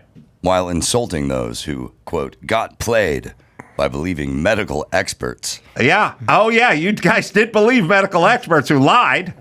Yes. Or we were just wrong. I mean, history is literally, someone points us out. They're wrong. A lot of them are wrong, but the ones that like attacked ivermectin and hydroxychloroquine, they were lying. Like Sanjay Gupta was lying. Yeah. He did a lot of lying. Yeah, and he got caught. That's, Yes, he got lying. caught. But This it's, fucking idiot. again, this is pointed out. History is filled with example after example of quote unquote the experts from, Rosa from the Brain Trust being Look at wrong the food over pyramid. and over The and over food again. pyramid Yeah. is wrong our entire childhood. Yeah, it's All right. just they're, All right, so the Newsweek, you're 0 for 2 because I am right. It's Well, old people and sick people, the and next I didn't sentence- believe the experts. The next sentence is a verifiable mistruth, although they could have been on the East Coast. But it says, turns out the people dying from COVID are old or sick or both. Carolla tweeted early Monday morning, although the tweet itself says 10:06 p.m. Yeah, East so Coast, East yeah. Coast. How many of you pussies got played? And who's going to get played the next time? That's right. No truer words ever tweeted. and the problem is a lot of them got played. And this is a in lot of them were pussies. 2020. Yeah. I called those fucking pussies. But what was the rest of the Newsweek? Because I like Valerie Bertinelli and Although the sick and elderly are more susceptible to serious complications or death due to COVID-19, they are far from the only groups that the virus kills. they're far. The sick and the elderly. Thanks for are thinking. far. Yeah, that's okay. Yeah, far, which means she's far sick. from the other. Yeah. Far or statistically the only groups. Statistically the only groups. But according to Newsweek, it's far. This is Newsweek. Yeah. Newsweek just tweeted out that Trump wasn't hit by a bullet, but maybe a piece of shrapnel. So maybe we shouldn't listen to Newsweek. Yeah. Sorry, Newsweek. You did this to your fucking selves, you partisan hacks. All right. What did Valerie Bertinelli? Keep reading the article, though. Sorry, we'll get there. Her tweet was absurd. I just read, yeah. I'm 60 and I have asthma. Thanks for thinking it's okay that I die. Is that what you said? I don't think so. I don't, but now I'm sort of okay with her dying after the tweet. Carolla, Yeah. 56. I wasn't. No, by the way, She looks pretty good for a 60-year-old. though, she's let's a be honest. fucking narcissist who had to insert herself into something that had nothing to do with She's anything. been famous since she was a tadpole. I mean, That's it's, right. it's going to Right, but unemployable now. But anyway, go ahead. Carolla may have been referring to apparently deliberate misinterpretations of the CDC data, which have recently been shared online by those seemingly seeking to minimize the serious health impacts of the pandemic. I don't know what data there was. It killed old people and sick people. That's all the data I needed. I remember being in Israel and Dr. Scott Atlas comes on and he was interviewed by Peter Robinson. And I'm watching this guy. I'm going, oh my God, somebody finally said it. I was like, who is this guy? Where did he come from? And I looked into him. This guy's one of the most respected, guys when it comes to diseases and for decades flown all over the world. And all of a sudden, because he comes out and goes, look at the information, here's the evidence. I disagree with Fauci. He's a quack all of a sudden. I love it. My favorite line in his book where he says, I'd walk out in the press and go, well, you're not an immunologist. And he would go, well, neither is Fauci. Right. The press didn't know what to say. He's a bureaucrat, It's a fucking liar, hilarious. too. All right, keep going. Sorry. Although Carolla has made similar claims in recent weeks while repeatedly insulting those who express concern about the pandemic as very cowards. true. Yes, true. I insulted everyone who was a coward because my kids didn't go to school for 2 years and it hurt them. So you guys hurt them. That's why I'm insulting you. Cowards that are hiding under the bed. Monday's tweet had inspired... This is the best tweet. This is the best article ever. I got to have this shit printed up and put on a plaque. Seriously. Monday's tweet had inspired substantial backlash by the next day, including from several prominent figures in the entertainment industry. This is the biggest lie in this entire Newsweek article, which has turned out to be wrong about everything. I'm just saying, next time Newsweek tries to tell you something, everyone, refer to this article and consider the source. But who are these prominent celebrities? Yeah, okay, here we go. Carolla, celebrities criticized Carolla's tweet for both the grammatically incorrect insult. I did spell pussies wrong. Yeah, I just spelled it. And the P-U-S-S-Y apostrophe S. Yeah. That's more effective. Yeah. All right. With many pointing out that younger people with no underlying conditions had died. Oh, okay. No, young people with no underlying conditions did not die at all, liars. Correct. Yes. Comedian Dan Telfer joked. Okay, hold on a second. Do you know who Dan Telfer is? I don't think I know Dan, no. All right, how long have you been doing comedy? About 28 years. All right, I've been doing comedy for 30 years, so we got close to 60. Close. Yeah. I don't know who Dan Telfer is. So it doesn't ring a bell. If I saw his face, I might know him. But most of us, the guys that do it for a living, know each other. Nowadays, it's different. Joe knows every single comedian that's ever been. No Dan Telfer. How long you been doing comedy, Joe? Just about a little over 20 years. Really? Yeah. God, you should be better. I know. No, I'm being a dick. I should be further along. I'm being a dick, but let's do this. Dawson, what do you got? 5 years? 7 now. All right, there you go. We'll take our 59 combined. Yeah. We'll add it. We'll got to 79, and we got 29, and then we'll do 79. So we're at 86 years of combined stand-up in this space. Does anyone know who Dan Telfer is? Is that him? Now, this is not an attack of Dan Telfer. Yeah, he might be great. I have no idea. The comedy stylings of Dan Telfer could be second to none. I'm only saying we're looking at a picture of Dan Telfer, I'm assuming. Dawson, you said no, but this would be insane if they're just I didn't showing say a that. picture. You made a grunt, or he has. Oh, that is Dan Telfer. All right. I do not know who this person is. I don't know him. Okay. All right. We have combined almost 100 years of comedy through these 4 microphones here. We can add Byron's 9 days onto that, but that's just going to 9 great shows in between them. I think. All right. We got almost 100 years. We do not know who Dan Telfer is, and I don't know the name of Dan Telfer. And Joe rolls deep with comedy, and he knows them all. And I'm a little bit of a, I don't know everybody, but if Joe doesn't know and you don't know, then all I'm saying, and I got nothing against Dan Telfer, it could be funny. He's a douche for weighing in. But all I'm saying is Newsweek, do not cite prominent celebrities and then have the first person you name a person that nobody I'm aware of has heard of. And we are in this business. Yes. If I want to cross the street and went to the Home Depot with an average of 521 people inside of that building, and I asked every human being inside of that building, do you know the name Dan Telfer? If the answer would be unequivocally no from everybody, maybe a couple of the Latinos waiting to do day labor may have caught his set. He may have gone to med school. That might be the only reason. But if everybody does not know the name, then Newsweek don't lead when you lead into prominent celebrities. Read me back into that. All right. I got to get back to the prominent. Monday's tweet had inspired substantial backlash by the next day, including from several prominent figures in the entertainment industry. Okay, there's Dan Telfer. You can't be a prominent figure in the entertainment industry if nobody has ever heard your name. If he agrees with you, then you are. So that's it. But Newsweek, don't lead with the guy no one's ever heard of. Well, let's see if Dan Telfer is funny. Comedian Dan Telfer joked that the president had, quote, just named Adam Carolla the Secretary of Health and Human Services. Well, we would have got through this a fuck of a lot better if we had. I can tell you that right now. Yeah. Open schools, open beaches, open it's got my outdoor vote. dining. Yeah, I approve of Thanks, that appointing. All right. We already got Valerie Bertinelli's. This one from George Takei. These are prominent. Prominent. The first three you bring up are folks that haven't worked in 25 years. Right. Okay. All right. Corona karma is real, Adam. And you just tempted it to grab you by your pussy ass. Well, I would tell George to suck my dick, but he would enjoy that. Yeah, he might take you up on it. Yeah, way too much. Yeah. So this is when you get somebody from Star Wars to chime in back to really. Yeah, I could get Shatner to clap back at the guy. He thinks he's a douche because he is. Takei's a super angry douche. All right, this is it with them. Three fucking washed up has-beens, two washed up has-beens, and one person no one's ever heard of, and one parody newspaper satirical outlet, The Onion.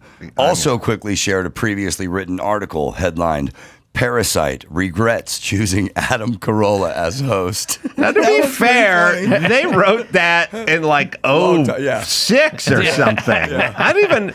By the way, I remember when that article came out. And now you got to find that article. I don't remember reading it or anything, but all I was doing was morning radio at the time, and I wasn't, talking about COVID or anything, and there was no politics. I was just doing mornings, and I remember thinking, what necessitated that article? Like, I get it. I'm not everyone's cup of tea, but I wasn't really up to much.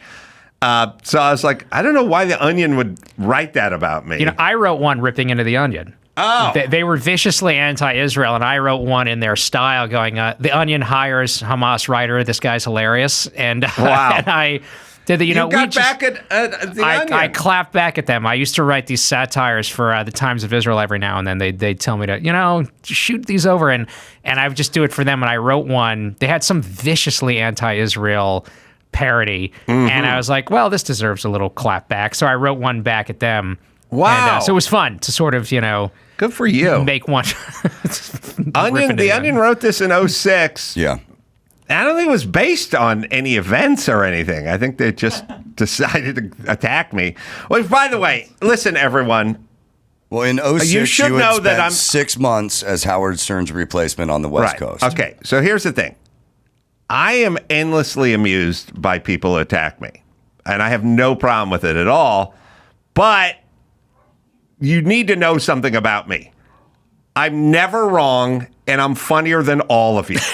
And so with that in mind, that's the approach. Go ahead and get those slings and arrows and come on down. But that's the way I think, so it's hard to fuck with me based on that. I mean, you're no Dan Telfer. Who is? I mean, let's be honest. Now, it doesn't mean I am the funniest, and it doesn't mean I'm never wrong, But both those things are basically true. It's like stepping into a competitive sports game. You have to think that way, whether it's true or not. That's except for I knock everyone out. Right, there you go. So I have a record, and that's being funnier than all of you and being right all the time.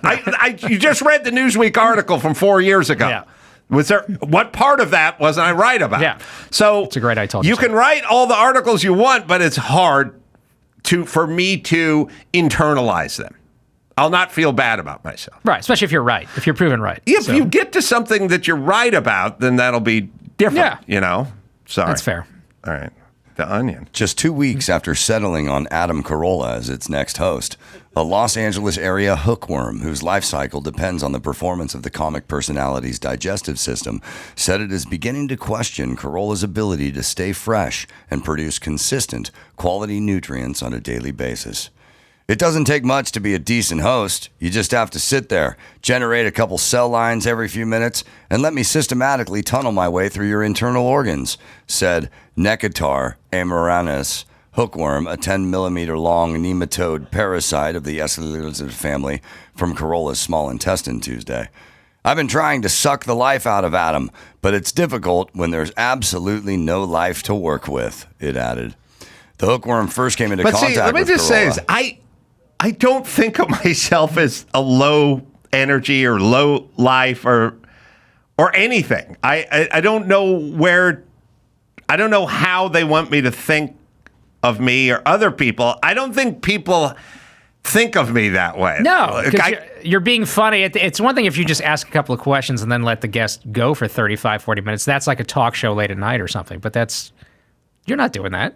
You're being funny on your own show. Like, what are they talking about? I'm doing 4 hours of morning radio with no songs, no playlist, just me interviewing people, talking and doing bits for like 4 hours. I don't know why that would be a low energy thing, but maybe Dawson's got more. The hookworm first came into contact with Carolla during his morning radio program while Carolla was handling human fecal matter as part of a popular recurring segment on his show. The parasite never done anything. That's how I close my show, actually, by handling fecal matter. The parasite immediately introduced itself into Carolla's bloodstream and underwent a week-long feeling out process in order to familiarize itself with Carolla's circulatory system. In the following days, reports began to surface that the hookworm had officially attached itself to Carolla's intestinal wall for the remainder of its project. At the time, Adam seemed like a perfect fit, the hookworm said. All I was looking for was some new blood, a personality that I could immediately latch onto, someone with a lot of energy that I can really feed off of. Also, I figured that with Carolla, my telltale symptoms, low-order cognitive impairment, a calloused rash on the palm of his right hand where I penetrated the skin, and mild itching and irritation of the anus, would go virtually unnoticed. Yet the hookworm would soon express regret for choosing the first host it found, wishing it had followed its original plan of overseeing a long and more thorough selective process. According to the hookworm, nearly everything that crosses Carolla's lips is either bland, disgusting, or completely and utterly tasteless.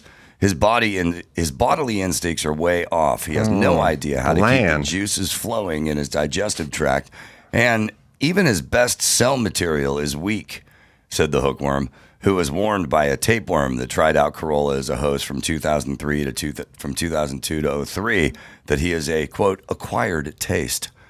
His timing and delivery of antigens seemed forced and almost totally random. Hold on a sec. This just seems like a lot of work. Yeah, doesn't it? Work, yeah. And it's smart. I mean, I appreciate it's very specific. I still don't really know what the point. Yeah, the hookworm should have gone clearly after Valerie Bertinelli. That was clearly or who George they should have gone Decay. for. Yeah, so either one of those two. Or Dan. I can't even remember the comedian's name. Telfer. It's been 8 minutes, and I said his name 13 I feel bad times. that I don't know who this is. Like his comps, I feel. Listen. Somebody text Mike August, because Mike August. I have said, I've said to Mike August once in a while, Mike August will go, I don't know, I've never heard of this comedian. And I go, that is the most damning thing you could ever say, because he has worked and seen every fucking comedian over the last 35 years. And so if Mike August doesn't know who you are, that's a bad fucking sign. Well, this Onion article just And by the way, with continues. Mike August, we'll tack another 30 years onto this thing. Right. Yes. It just continues with more and more insults, but this is a good insult Wait, to I'm leave it still, on. I'm still listening. Okay. I'm very enamored with this article. I like how the staff likes reading the insult staff. They love it. I'm enamored gleeful with they are it about because it's such a calorie burner. And it's smart, but it doesn't. I'm not sure what they're getting at. Low energy or bland takes or. I feel like this article was like they had the whole thing built as an idea, and then they just found a name And shoved it in there. And Because, they're listen. searching for your name. You can call me anything you want, but bland is weird. And low energy is not. You're not low energy though. I know low energy comics. That's not. I don't. Yes. You don't qualify for that. Yeah. Why couldn't Stephen Wright get a hookworm? Yeah. Why'd I have to get it? Sorry. The hookworm also assailed Carolla's predictable routine. Every time I burrow a hole through his stomach lining, I can sense the same tired, worn-out immune system response coming from a mile away, said the parasite, who was similarly critical of Carolla's inability to endure 3 or 4 hours of host duties without just falling flat on his face. I never thought I would say this, but after having to interact By the with way, Adam it's 4 Carolla, hours. It's a 4-hour morning show. It's not 3 or 4 hours. It starts at 6. It ends at 10. It's easily discernible when you're getting this involved in an article, I would say. I never thought I would say this, but after having to interact with Adam Carolla for 2 months, I long for the days when I was living in human shit. It just seems needlessly cruel. But I do want to show my son this article.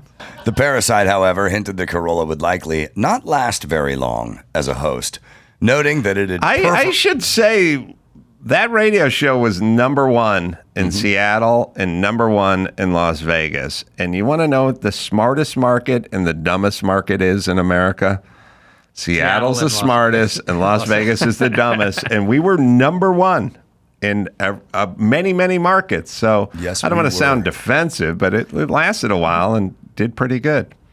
The parasite, however, hinted that Carolla would not last very long as host, noting that it perforated Carolla's lungs, blocked blood flow to his liver, triggered a massive iron deficiency, depressed his immune system, and destroyed blood cells at such a rapid rate that Carolla is beginning to display early symptoms of aplastic anemia. I think it's safe to say he'll be gone by December, the hookworm said. The hookworm was incorrect. Right. It was off by 3.5 years. Yeah. But I'm flattered. I am. I mean, I am. Listen, the worst thing that could happen is who? Yeah. I don't know Right, who that yeah, is. being ignored. I know That's that what nobody person likes, is. yeah. You guys just spent reams of paper and several paragraphs in very specific detail talking lot of biology. talking about me, Yeah, and I a lot of learned biology. something about hookworms. Feels weird and needless, but also Valerie Bertinelli having being asthmatic and being 60 really had nothing to do with what it is that I was talking about in the article. And then George Decay wishing COVID upon me. And is she also proves kinda your funny, point. too. You're like, oh, it's only people with pre-existing conditions. Yeah, that's you. You have one of them. Yeah, I understand. Right, that. so put your It's mask more- on, right. bitch, and don't leave the compound. Yeah, which of course we learned later did nothing anyway. Right, So right. it's- All right. I forgot about that hookworm thing. I honestly, Joe, I got to send that to Sonny because I don't think my daughter could stay with it. But Sonny's, he's going to really like this article. Now, why is the staff digging up every negative thing about you? I don't understand what's They don't going have on. that with kind of time. Don't get me going on Tom Shales. But this is pretty brutal, except for it doesn't really live anywhere. Except the accuracy. That's the only part that was off. Right, So- but what is much more painful, and I've told people this a million times, you really want to get to people, you go, hey, I used to listen to Loveline all the time, and I thought Adam was super funny, but this new format just doesn't work for him. Then I go, oh, shit, now I feel bad. Yeah, You're it's talking about a tapeworm that's eating my comedy. because I it's don't so really know. stupid. My favorite thing to do when I want to get to people, and then the insults will start, like with the Right. Israel stuff. Right. You know, there were, when someone said, oh, they killed, 20,000 civilians, and I'll just write back, I heard it was a million bajillion, Right, and they right. don't know what to do with that, Right. because, and then they just, all the negative stuff, and then I can just ignore it. That's the 'cause funniest it's so silly. thing ever, because You know? people used to, when people would tweet me, they'd go, I just lost my grandfather to COVID, and I'd go, I lost 5 grandfathers to That's right, COVID. yeah. And they're like, what the fuck? Yeah, when you mock it, there's just Right. like, okay, well, this guy, and then they get so angry, and then all the negative stuff starts, and then I can There's just ignore only it. mockery. By the way, from this day forth, there's only mockery. You can only mock these people. That's it. Negotiation and backpedaling and Yeah, there's no reasoning with I have a lot of black friends. Come on. No, That's- just mock. All you do is mock them. That's the new world order. All right, Chef Andrew Gruel, another champion in the COVID battle, is due to come in. But also, guy knows seafood and he knows Mexican food. And I got questions, man. I got barbecue last night. Yeah. Takeout. It came with potato chips. I'm like, potato chips are not a side. French fries are a side, or baked potatoes like a side. When you're a kid, I think potato they're a side, chips yeah. are, yeah, if Potato you're salad 9, it's a is a cop. side. It's a cop out side, right? Also, I want to get to fish tacos. I need an answer. I need a tortilla answer. Listen. Soft tacos are supposed to be on corn tortillas, not flour tortillas, but we're such fat pussies over here. We do everything on fucking flour. Corn is its own taste. Flour is just a substrate to hold the meat and the slaw in. It's not an actual flavorful It's thing. Wayne Fetterman, funny comedian, says that it acts as an adhesive. It's not Yes. supposed to taste. You know, it's it's the glue that holds it It together. holds it together, Right. which is what you need in a burrito. You need that in a burrito. But in a taco, especially street taco, you do not need fucking flour. That needs to be corn. And I was just at the Yard House and I ordered 3 like street taco, whatever. And it came with a fucking flour. What are we doing? All right. We'll let you talk know. to Chef. Hang out, Avi. All right. We'll get into Chef Gruel, and we'll do all that right after this. O'Reilly Auto Parts are in the business of keeping your car on the road. Friendly, helpful service and parts and knowledge. All the stuff you need to maintain and repair your automobile. I've been with these guys for a million years. I always wear my O'Reilly hat when I'm walking around. People think I'm smart. And I am, because I use O'Reilly. Used to use the one up on Foothill in La Crescenta back in the day. I get my parts. I like to do it, hands-on. They got thousands of parts and accessories in stock, either in store or online. Never have to worry if you're in a jam. The team at O'Reilly Auto Parts can test your battery for free in or out of the car. If it needs to be replaced, they'll help you find it and just the right battery that'll work in your vehicle. Also, windshield wipers replaced, brake lights fixed, quick service. They'll help you find the right part and point you in the right direction of a shop that can help you install this stuff if you need it. They're professional parts people. That's what they are. So if you're a do-it-yourselfer, you can go in and do it, or you can go online and get your stuff. At O'Reilly, it's easy.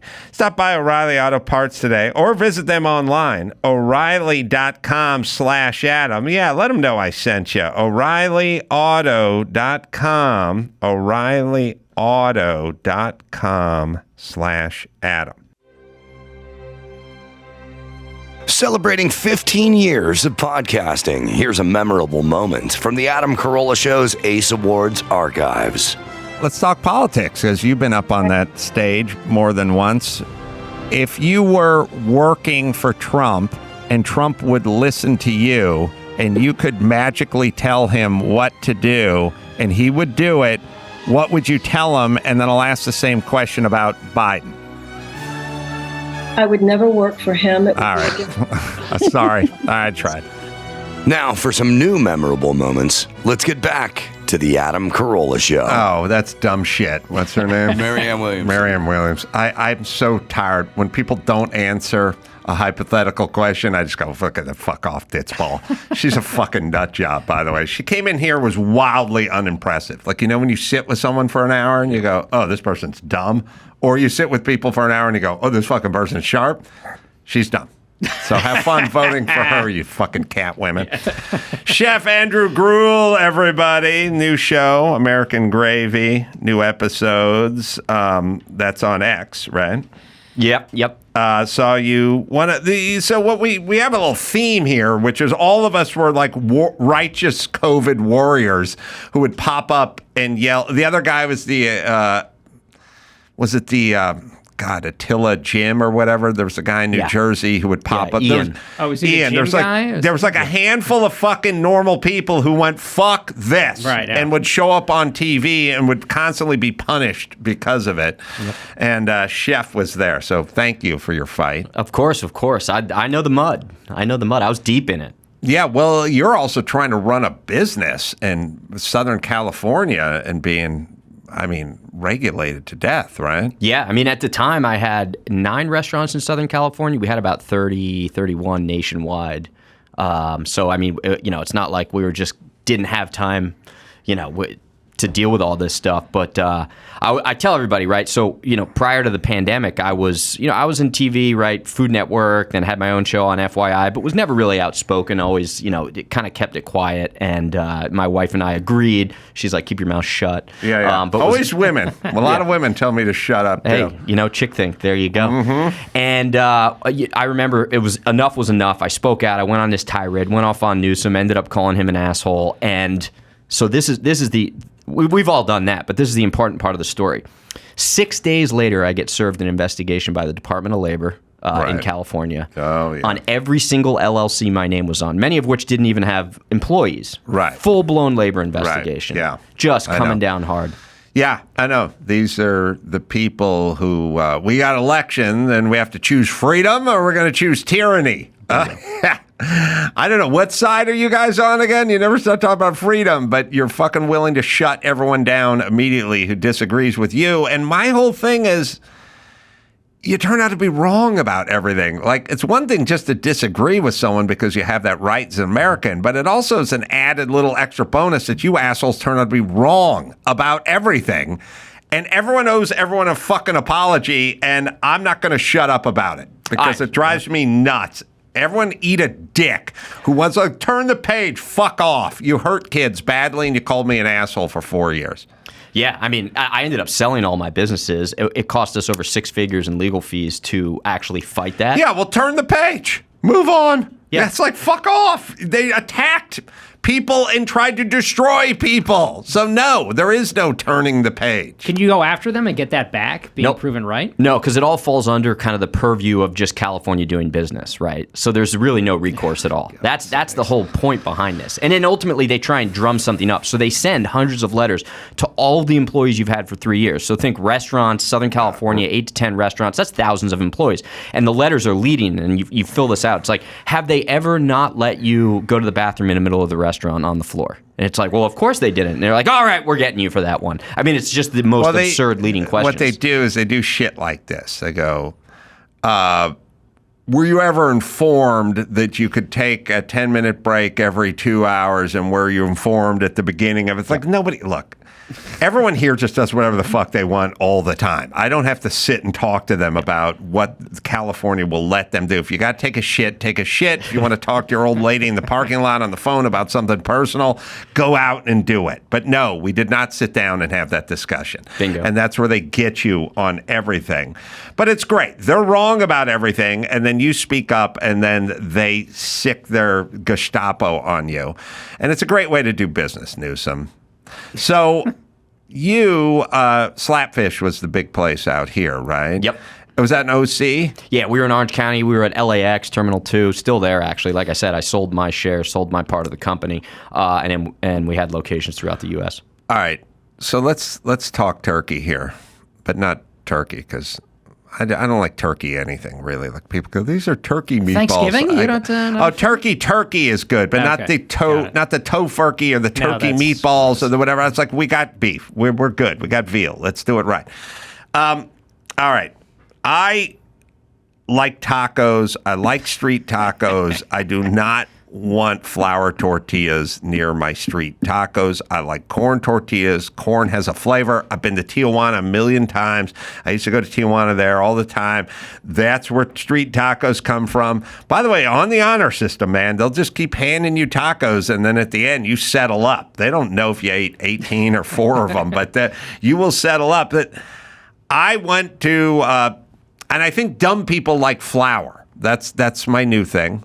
And I went to the Yard House and I got street tacos and came in a miniature flour. Flour tortillas, big spike during COVID. Tortilla, yeah. So what's the best taco? I mean, you're right. It's corn. But the reason dumb people like flour is because they're addicted to the gluten, right? So it actually is doing something to their brain. I knew there was science behind this premise. Yep, bingo. Dumb people like gluten and starch, and that's it. And there's no reason to do it. It's a street taco. Okay. So now the other one, which is then some people tell me that a fish taco is oftentimes on a flour tortilla. And again, it's flour tortilla. It'd be like if someone made pudding that was sawdust flavored. It was just like, why? We don't need it. But the fish taco, I get burned on the fish taco all the time because to me, a fish taco is like tuna or some good fishy meat, but it's not breaded. But they'll do the breaded on the flour tortilla, and now it's just a carb taco, and I don't want it.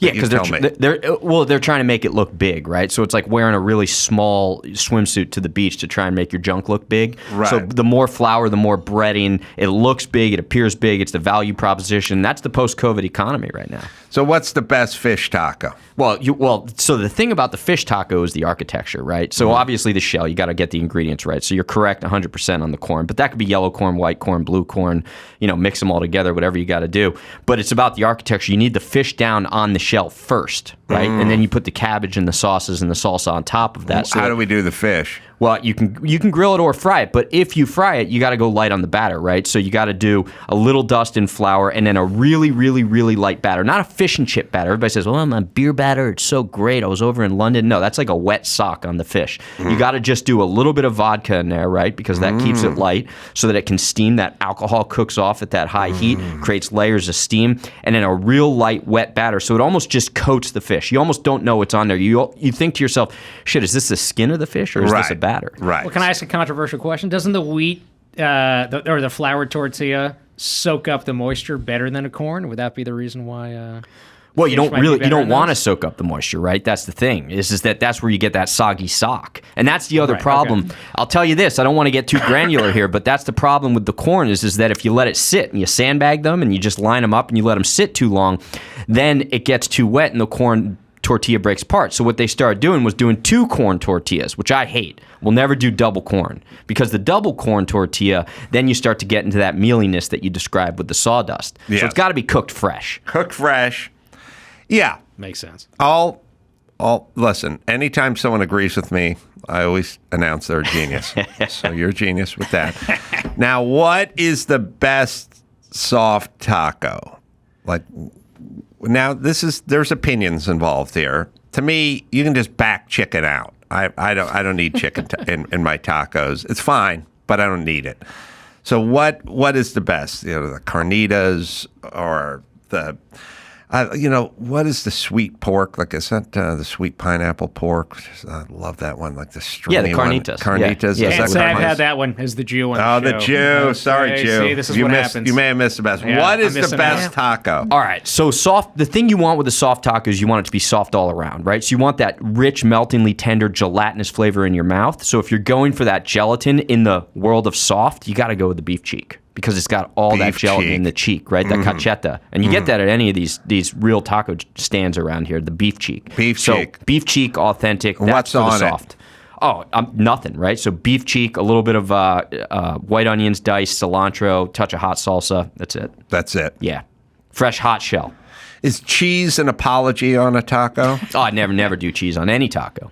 Never on any taco. I'll do it in like a... Not even? No. Never cheese. Because you're just... I mean, that's that... Is cheese basically to tacos what bacon is to liver, which is like we're just kind of making an apology for this thing?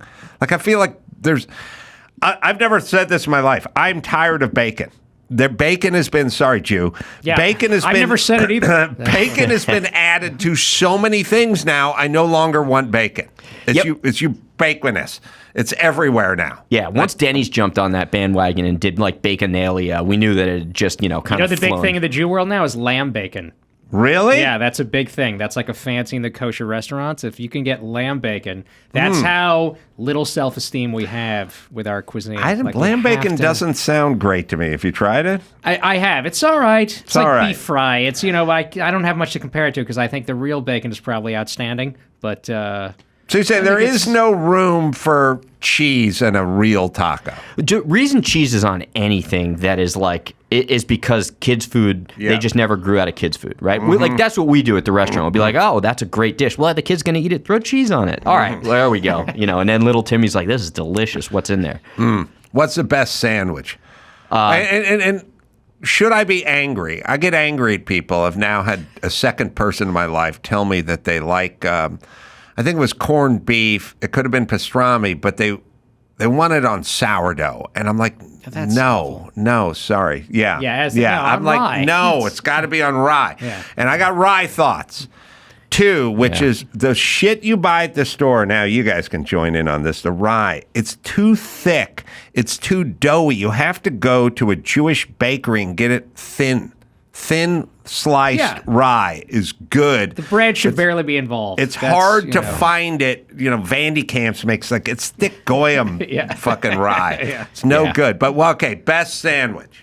Well, and I'm going to add to that at the end there, marble rye, right? So let's bring all the worlds together and hit it with a little bit of marble rye. But the best sandwich is actually marble rye. Sorry, it's like you got the dark rye in there, the pumpernickel kind of bleeding through it, and then you got like the lighter bread. So it's kind of like the pacifist bread. We're bringing all the worlds together. But I would say the best sandwich is known as the Sloppy Joe of New Jersey. It's the Jersey Sloppy Joe. So not the Sloppy Joe that's just ground beef on like a wet bun, but it's this triple decker sandwich. It's rye. It's Russian or Thousand Island dressing, coleslaw, turkey, Swiss cheese, ham, triple layers, a lot of that sauce on there.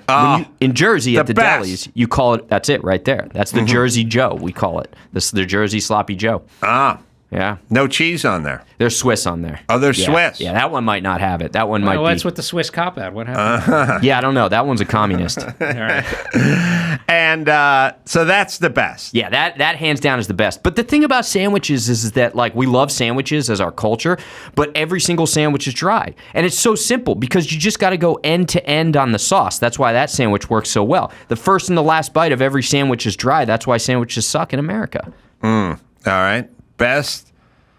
I'll get you started here, but I love a hot dog. I got no problem with a grilled dog, but I like them when they're steamed and they got the sleeve, the jacket on there, and you bite in them and they pop and you get that little rush of juice. To me, Carney's does a good dog, and I go Chicagoan style. I like the onion, I like the mustard, I like the relish, and I like the slice of tomato on there, beefsteak. I don't get the ketchup on the dog. I feel like that's kids' stuff. That's a holdover from yummy phase. Listen to me. All kids are born into the yummy phase, and they want cheese and ketchup on everything. And then at some point, you're supposed to become a fucking adult. You give a 9-year-old a cigar, a glass of brandy, and tell him to eat some pussy. He goes, no, none of this is good.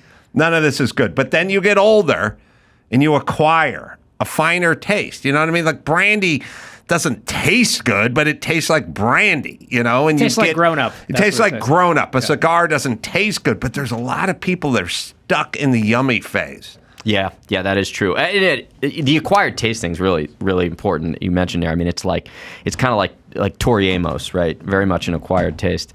But all right, hold on. Is Dr. Drew coming into this, Joe? And if he is, I want to say hi to Chef Gruel. I've not met him in person. I've talked to him many times. Apologies. I mean, no, I'm fine. Just put it on the screen. You didn't have to set your stuff all down. I ran in here just to say hi, so that's it. So. Yes. Well, the theme has emerged for today's show, which is angry at COVID restrictions. Yeah. And I think all of us are on the happy side. I heard the whole commentary about the tank traps on the horse trail.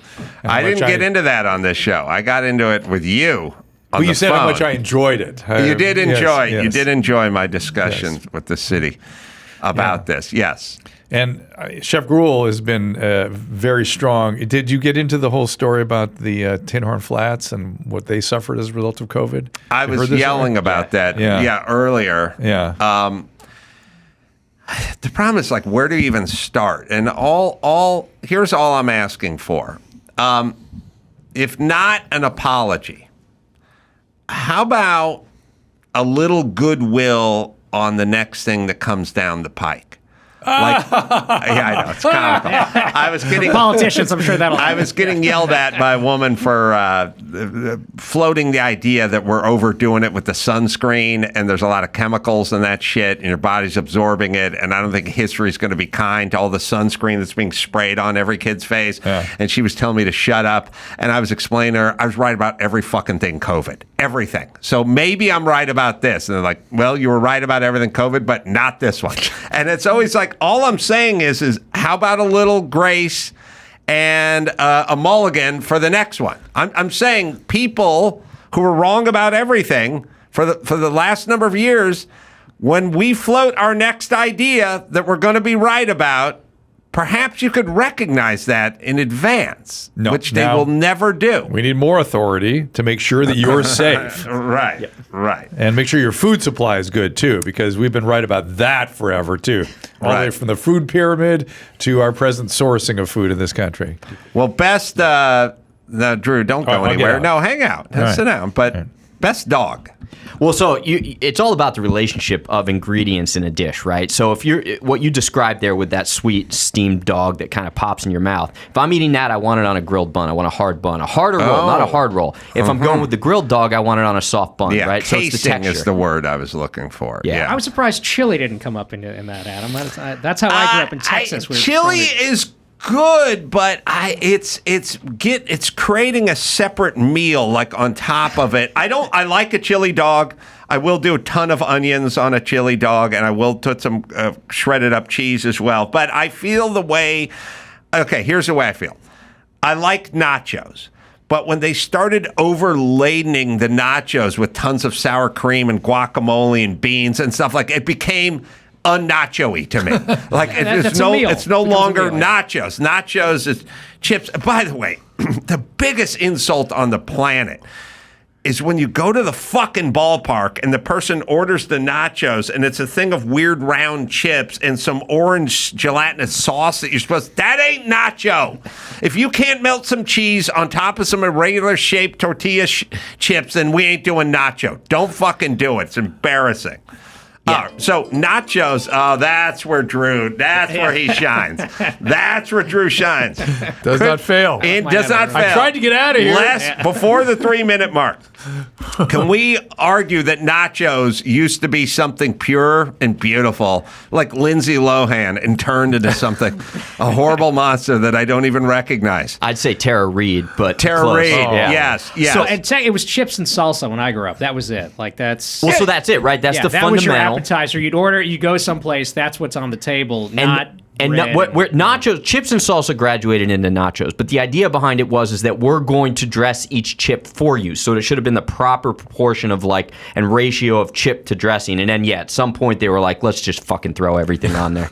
We got fish in the cooler, we got some jalapenos over there. If you're shooting shit out of a squeeze bottle, that ain't nachos anymore. Last time I was somewhere and they ordered nachos, first off, it weighed 80 pounds. It's like, it's not chips and melted cheese I shouldn't have to fucking put a hernia truss on to lift your fucking nachos. Then it immediately becomes a mess because it's laden with so much shit that it falls apart.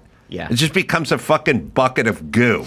Yeah, and then the bottom layer is effectively corn soup because the tortillas have now gotten so wet that they've emulsified. But leave nachos alone. It's important it's important to bring up your point about the ballpark nachos, though, because that's emblematic of the American food system. Is that you got Tostitos who have bought out all the ballparks, and then you've got Kraft cheese, and now you go to the game and it's like, okay, here's the American dish: nachos, Tostitos, and Kraft. I am like really profoundly disturbed when I find out what we will sort of put up with and just sort of most Americans. I mean, it's part and parcel of our whole COVID talk, but like I will go to the ballpark and people will order nachos and I'll go, you don't do it. Like you don't know what you're getting. And they'll go, it's nachos. You know what I mean? And then at some point they're taking the Tortitos, it's a round chip, and they give you a little fucking plastic cup of orange dye number 7 with some weird stabilizer, and they're like,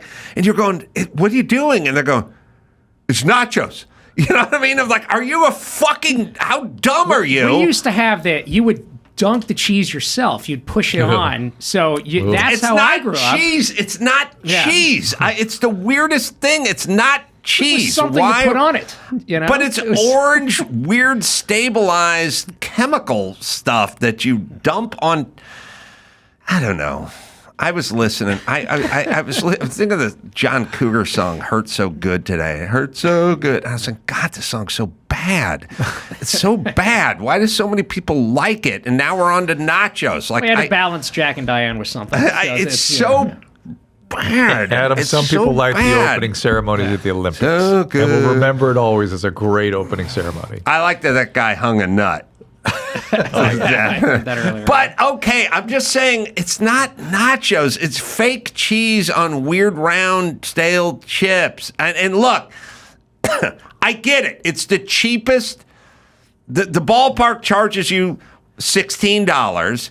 And it's the cheapest offering they can do for $16. It's not like I don't think they pass $1 in terms of ingredients and parts and cost to them. I get it. It's more trouble to sprinkle cheese on top of chips and slide it into a pizza oven or whatever it is. But what you're doing isn't nachos. But you hate, cheap isn't even the right word. Anything cultural, food, music that is cheap. Yes, that's bad, but is sold widely. Junk. It's just junk, but sold to everybody. Cars, you hate all that. I do, but I wonder why people go along with it. I think this is the comics hate I found in general being ripped off or taken. I found more than any group that I've seen. Jay Leno has this famous story when he said he was coming up and there was this famous sandwich. And this is like in the late 70s, and it was like at the time, $10. He's like, when I hit it big, I'm going to come back and buy that damn sandwich. And then 30 years later, he comes back, and now it's all these, and the sandwich is like $35. He's like, I'm not paying $35. You know, he's just like, we couldn't do it. You know, it's but it's interesting how you're offended by it. It's almost in the waste. It's a waste for you. And by the way, if people didn't go for it massively, you wouldn't see this. I understand. That's the part. Yes, we could fight against this. We could have done it with COVID. It's the 70%. Not authentic. We can't do it with nachos. It should be rejected. Hypnotized. No, what I'm talking about is most people I talk to where I go, what the fuck are you eating? That's shit. They're and they hypnotized. go, I like nachos. They're and then I go, brainwashed. John Cougar Mellencamp, that fucking hurt so good. That song, I like that song. Like, no, you don't. You like them as much as you like nachos. You're dumb. It's propaganda. And you like repetition or you like familiarity. Yeah. The nachos are familiar. John Cougar's familiar. So you listen to it. It bothers the shit out of me. And also, you remove, you basically take your own ability to think and remove it from the equation. This is how we all got butt-fucked by COVID. Like, I kept saying, think about it. This doesn't make sense. It doesn't, you be in an elevator, stand 4 foot apart, you know. None of it mask up in between bites. It doesn't make, and people be like, I like nachos. You know, that was their answer. I feel like nachos. Yeah. I'm going, that's fake cheese. It's not real cheese. And they're like, I like it. I don't know if they like it. It is that behavior of the mass that really bothers you. It's that look, 20% get hypnotized right away. They're lost. 10% are like you, go bullshit. 7% just kind of 70% get sort of swept into it. They could be changed. Yeah. Every time I've been on any set and somebody's done the crafty stuff and they go, all right, we went to Quiznos, we got the beef over here, we got the tray of turkey, and we got the veggie sub. I go, there's no vegetarians. There's no vegetarians. They go, we got the veggie, we got a beef, we got a turkey. I go, the beef and the turkey are gone, and we're only left with we had a veggie one. I go, nobody wants it. And he's always vegetarian. We don't want this. And they'd go like, we got to do it for next time. And then the next day it'd be the same thing. And I'd just go, don't do it. Just don't do it. And they just go, we have to. Because that's what we do. I always want to ask that, based on that, if that it makes you nuts, the group think, I always wanted to ask Dr. Drew this. How much of the craziness after COVID, because I remember hearing this when they would ask prisoners if they screwed up, you either add time to your sentence or you get solitary. They never pick solitary. I'd rather, because being alone and being separated from people makes you crazy. Yes. So how much of this isolation, boys can be girls, get rid of the police, all this. To me, I look at this as my theory, going, this is all COVID, all of it. It may one day prove to be. And add to that, God knows whatever brain injuries we all got from COVID and or the vaccines. You know what I mean? There was neurological stuff we're seeing now on all fronts. So we may decide it was all COVID one day. For sure, the isolations had a negative effect. The younger the person, the worse the effect, for sure. I mean, some of my friends got divorced. Two of my friends, I go, what happened? They go, COVID. Like, two of the guys, it's just, they said if there was no COVID, I think but the point you're making is an extremely important one, that the effect of this has yet to be fully manifest. Not just manifest, but also assessed. It's like some terrible car accident we were all in and kind of walked away and went, I don't want to look at that. But it has to be looked at. And then they started eating the nachos, and this is what happened. Well, nachos may be adding to the problem. Well, it's funny. I was talking about this on X, of course, the other day, and we're hiring for a ton of people right now at the restaurants, and what I'm getting is everybody's parents are writing in and applying for them. I'm talking people in college now, right? Yeah. And some parents are even showing up with the resume or coming to the interviews. Yeesh. And everybody on social is asking, well, what is it? Like, what happened? The pandemic broke people's minds. I'm not going to get into the kind of the specific psychological detail, but I never saw this before COVID. So in every little minute aspect of life, we've completely lost what we once thought of as normalcy. Yeah. Good nachos. Yeah. Even and I could say, being in Israel when the war started, it took a soldier to make a little video going, listen, I'm not out here doing this so you guys can stay at home depressed and upset. Go out. And that kind of, I think COVID led into this. If you go there now, the restaurants and bars are packed. Yeah. Packed. Because it's like, I think there's this underlying current of, I'm not going through this shit again. Yeah. I hope, by God myself hope so. and Your mouth to God's not ears. happening. So, and it was kind of inspiring to see, but I think that COVID shit led to this. But by the way, you go now, back to your safe spaces and octagons declaration about how the world's going to go. The states have divided into safe states and octagon states. You go to Florida now, to your point about people socializing, you go down to southern Florida, vibrant, looks totally different. It feels like pre-COVID. And every show I go to take there, that in. every show that I do in Florida, even if it's a small one, packed with people. People who are joyous to be around you, to see they're you, happy to go welcome out. you. Happy It's to the go weird, out. and they're young. That's the other thing. Most of the young people are being led around by their parents because they become impaired. We destroyed 8 to 15-year-olds during the COVID. I announced it. I'm convinced of it, and I feel bad for it. So I don't feel, if that had been 10 years ago, I'd be more outraged than now. I feel like, hey, we injured these kids. What do you expect? Yeah, my favorite part is when the New York Times starts reporting the data that the kids during COVID, because of COVID, are down 3 grades. Demanded lockdowns. They demanded it. Hey, New York Times, what about the part where you're wrong the entire time? No, how about the one where you fucking did it? It's You your did fault. it. Yeah, it was all part of it. You freaked the government out, so they did it. They wanted to get Trump out. I mean, that was really, it was just an opportunity. Why did the whole world do it? That's the part I can't. Because they follow the United States culturally and with everything. Did they learn something? No. I don't think anyone learned anything because the news they're right back to their shenanigans now. Well, they CNN pulled stuff. down the ticker of here's who's died the day after Trump was out of office. I went, okay, what is this? I go, what happened? But the added benefit, right? So they learned. You look at power structures. They learned what works and what doesn't work in regards to controlling. That's and right. I know that sounds conspiratorial, but that's truly the reality. Is that, and they're pulling some of that now from. They saw what was so successful pigeonholing the truth of the pandemic, and now with their pigeonholing the last 3 weeks where the media actually had amnesia and forgot that they were supposed to be completely on the side of the Democrats, and now that they're back on track and everybody's apparently enthusiastic about Kamala, they're like, what are you talking about? No, this is great. Let's just keep lying about everything. I just finished a book, Eric Larson's book about 1933 to 35 Germany. It is shocking how in the past that has felt like some fairy tale. Like, how could people ever? But now, I'm like, same. So we just went through it. Exact same thing. It's sad in the sense that journalism, I know when I was, you'd have these news crews walking around Tel Aviv wanting to interview people, and I would stop and go, are you guys pro or anti? And they'd be standing near each other and go, we're the pro, they're the anti. It's like that cut and dry now. Yeah. It's just they're not doing news anymore. It used to be the news should always be hostile. Journalists are supposed to be hostile to politicians, both sides. And that's over now. Now it's just like one side is a mouthpiece for another side. You just wonder. I don't know if they can keep going. They act like they can keep going. Well, use your crystal brain and tell me what the future is. Well, the future safe spaces and octagons. No, I know that. That's but with the one. press, are they going to get? Are they going to be break eating down? nachos in No one prisons? listens to them anymore. People will stop listening, or at least a larger percentage. It's basically, what's happening to the press in terms of the populace is probably like what's happening to black male voters.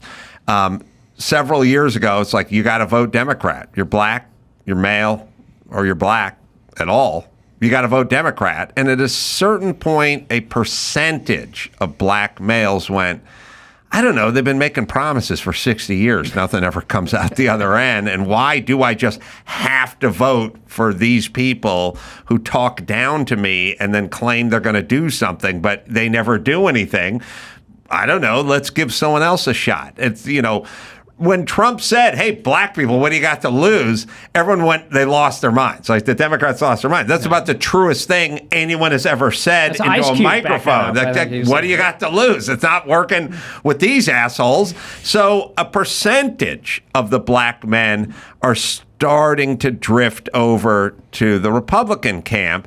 And it doesn't take 90%. It takes a percentage to change an election.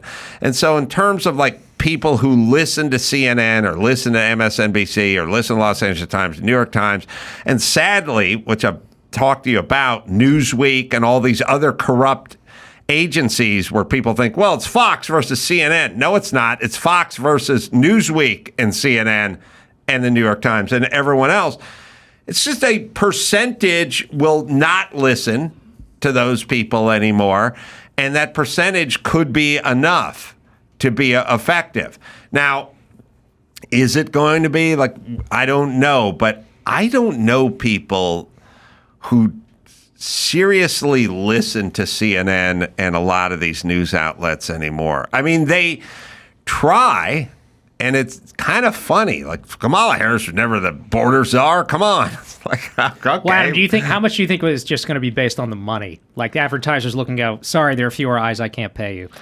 Eventually. That'll catch up to the ideologues. But they're ideologues. I mean, the people that are on camera, I think they believe it. I think, look, you cannot lie in perpetuity. You can lie if you're in government, you can. Why not? Well, no, I mean, I know you're making a joke, but what I'm saying is like, now you got the FBI Director Ray. It's like Trump may not have been hit by a bullet or something. It's like, okay, bullshitter. Like everyone just call him the bullshit artist now.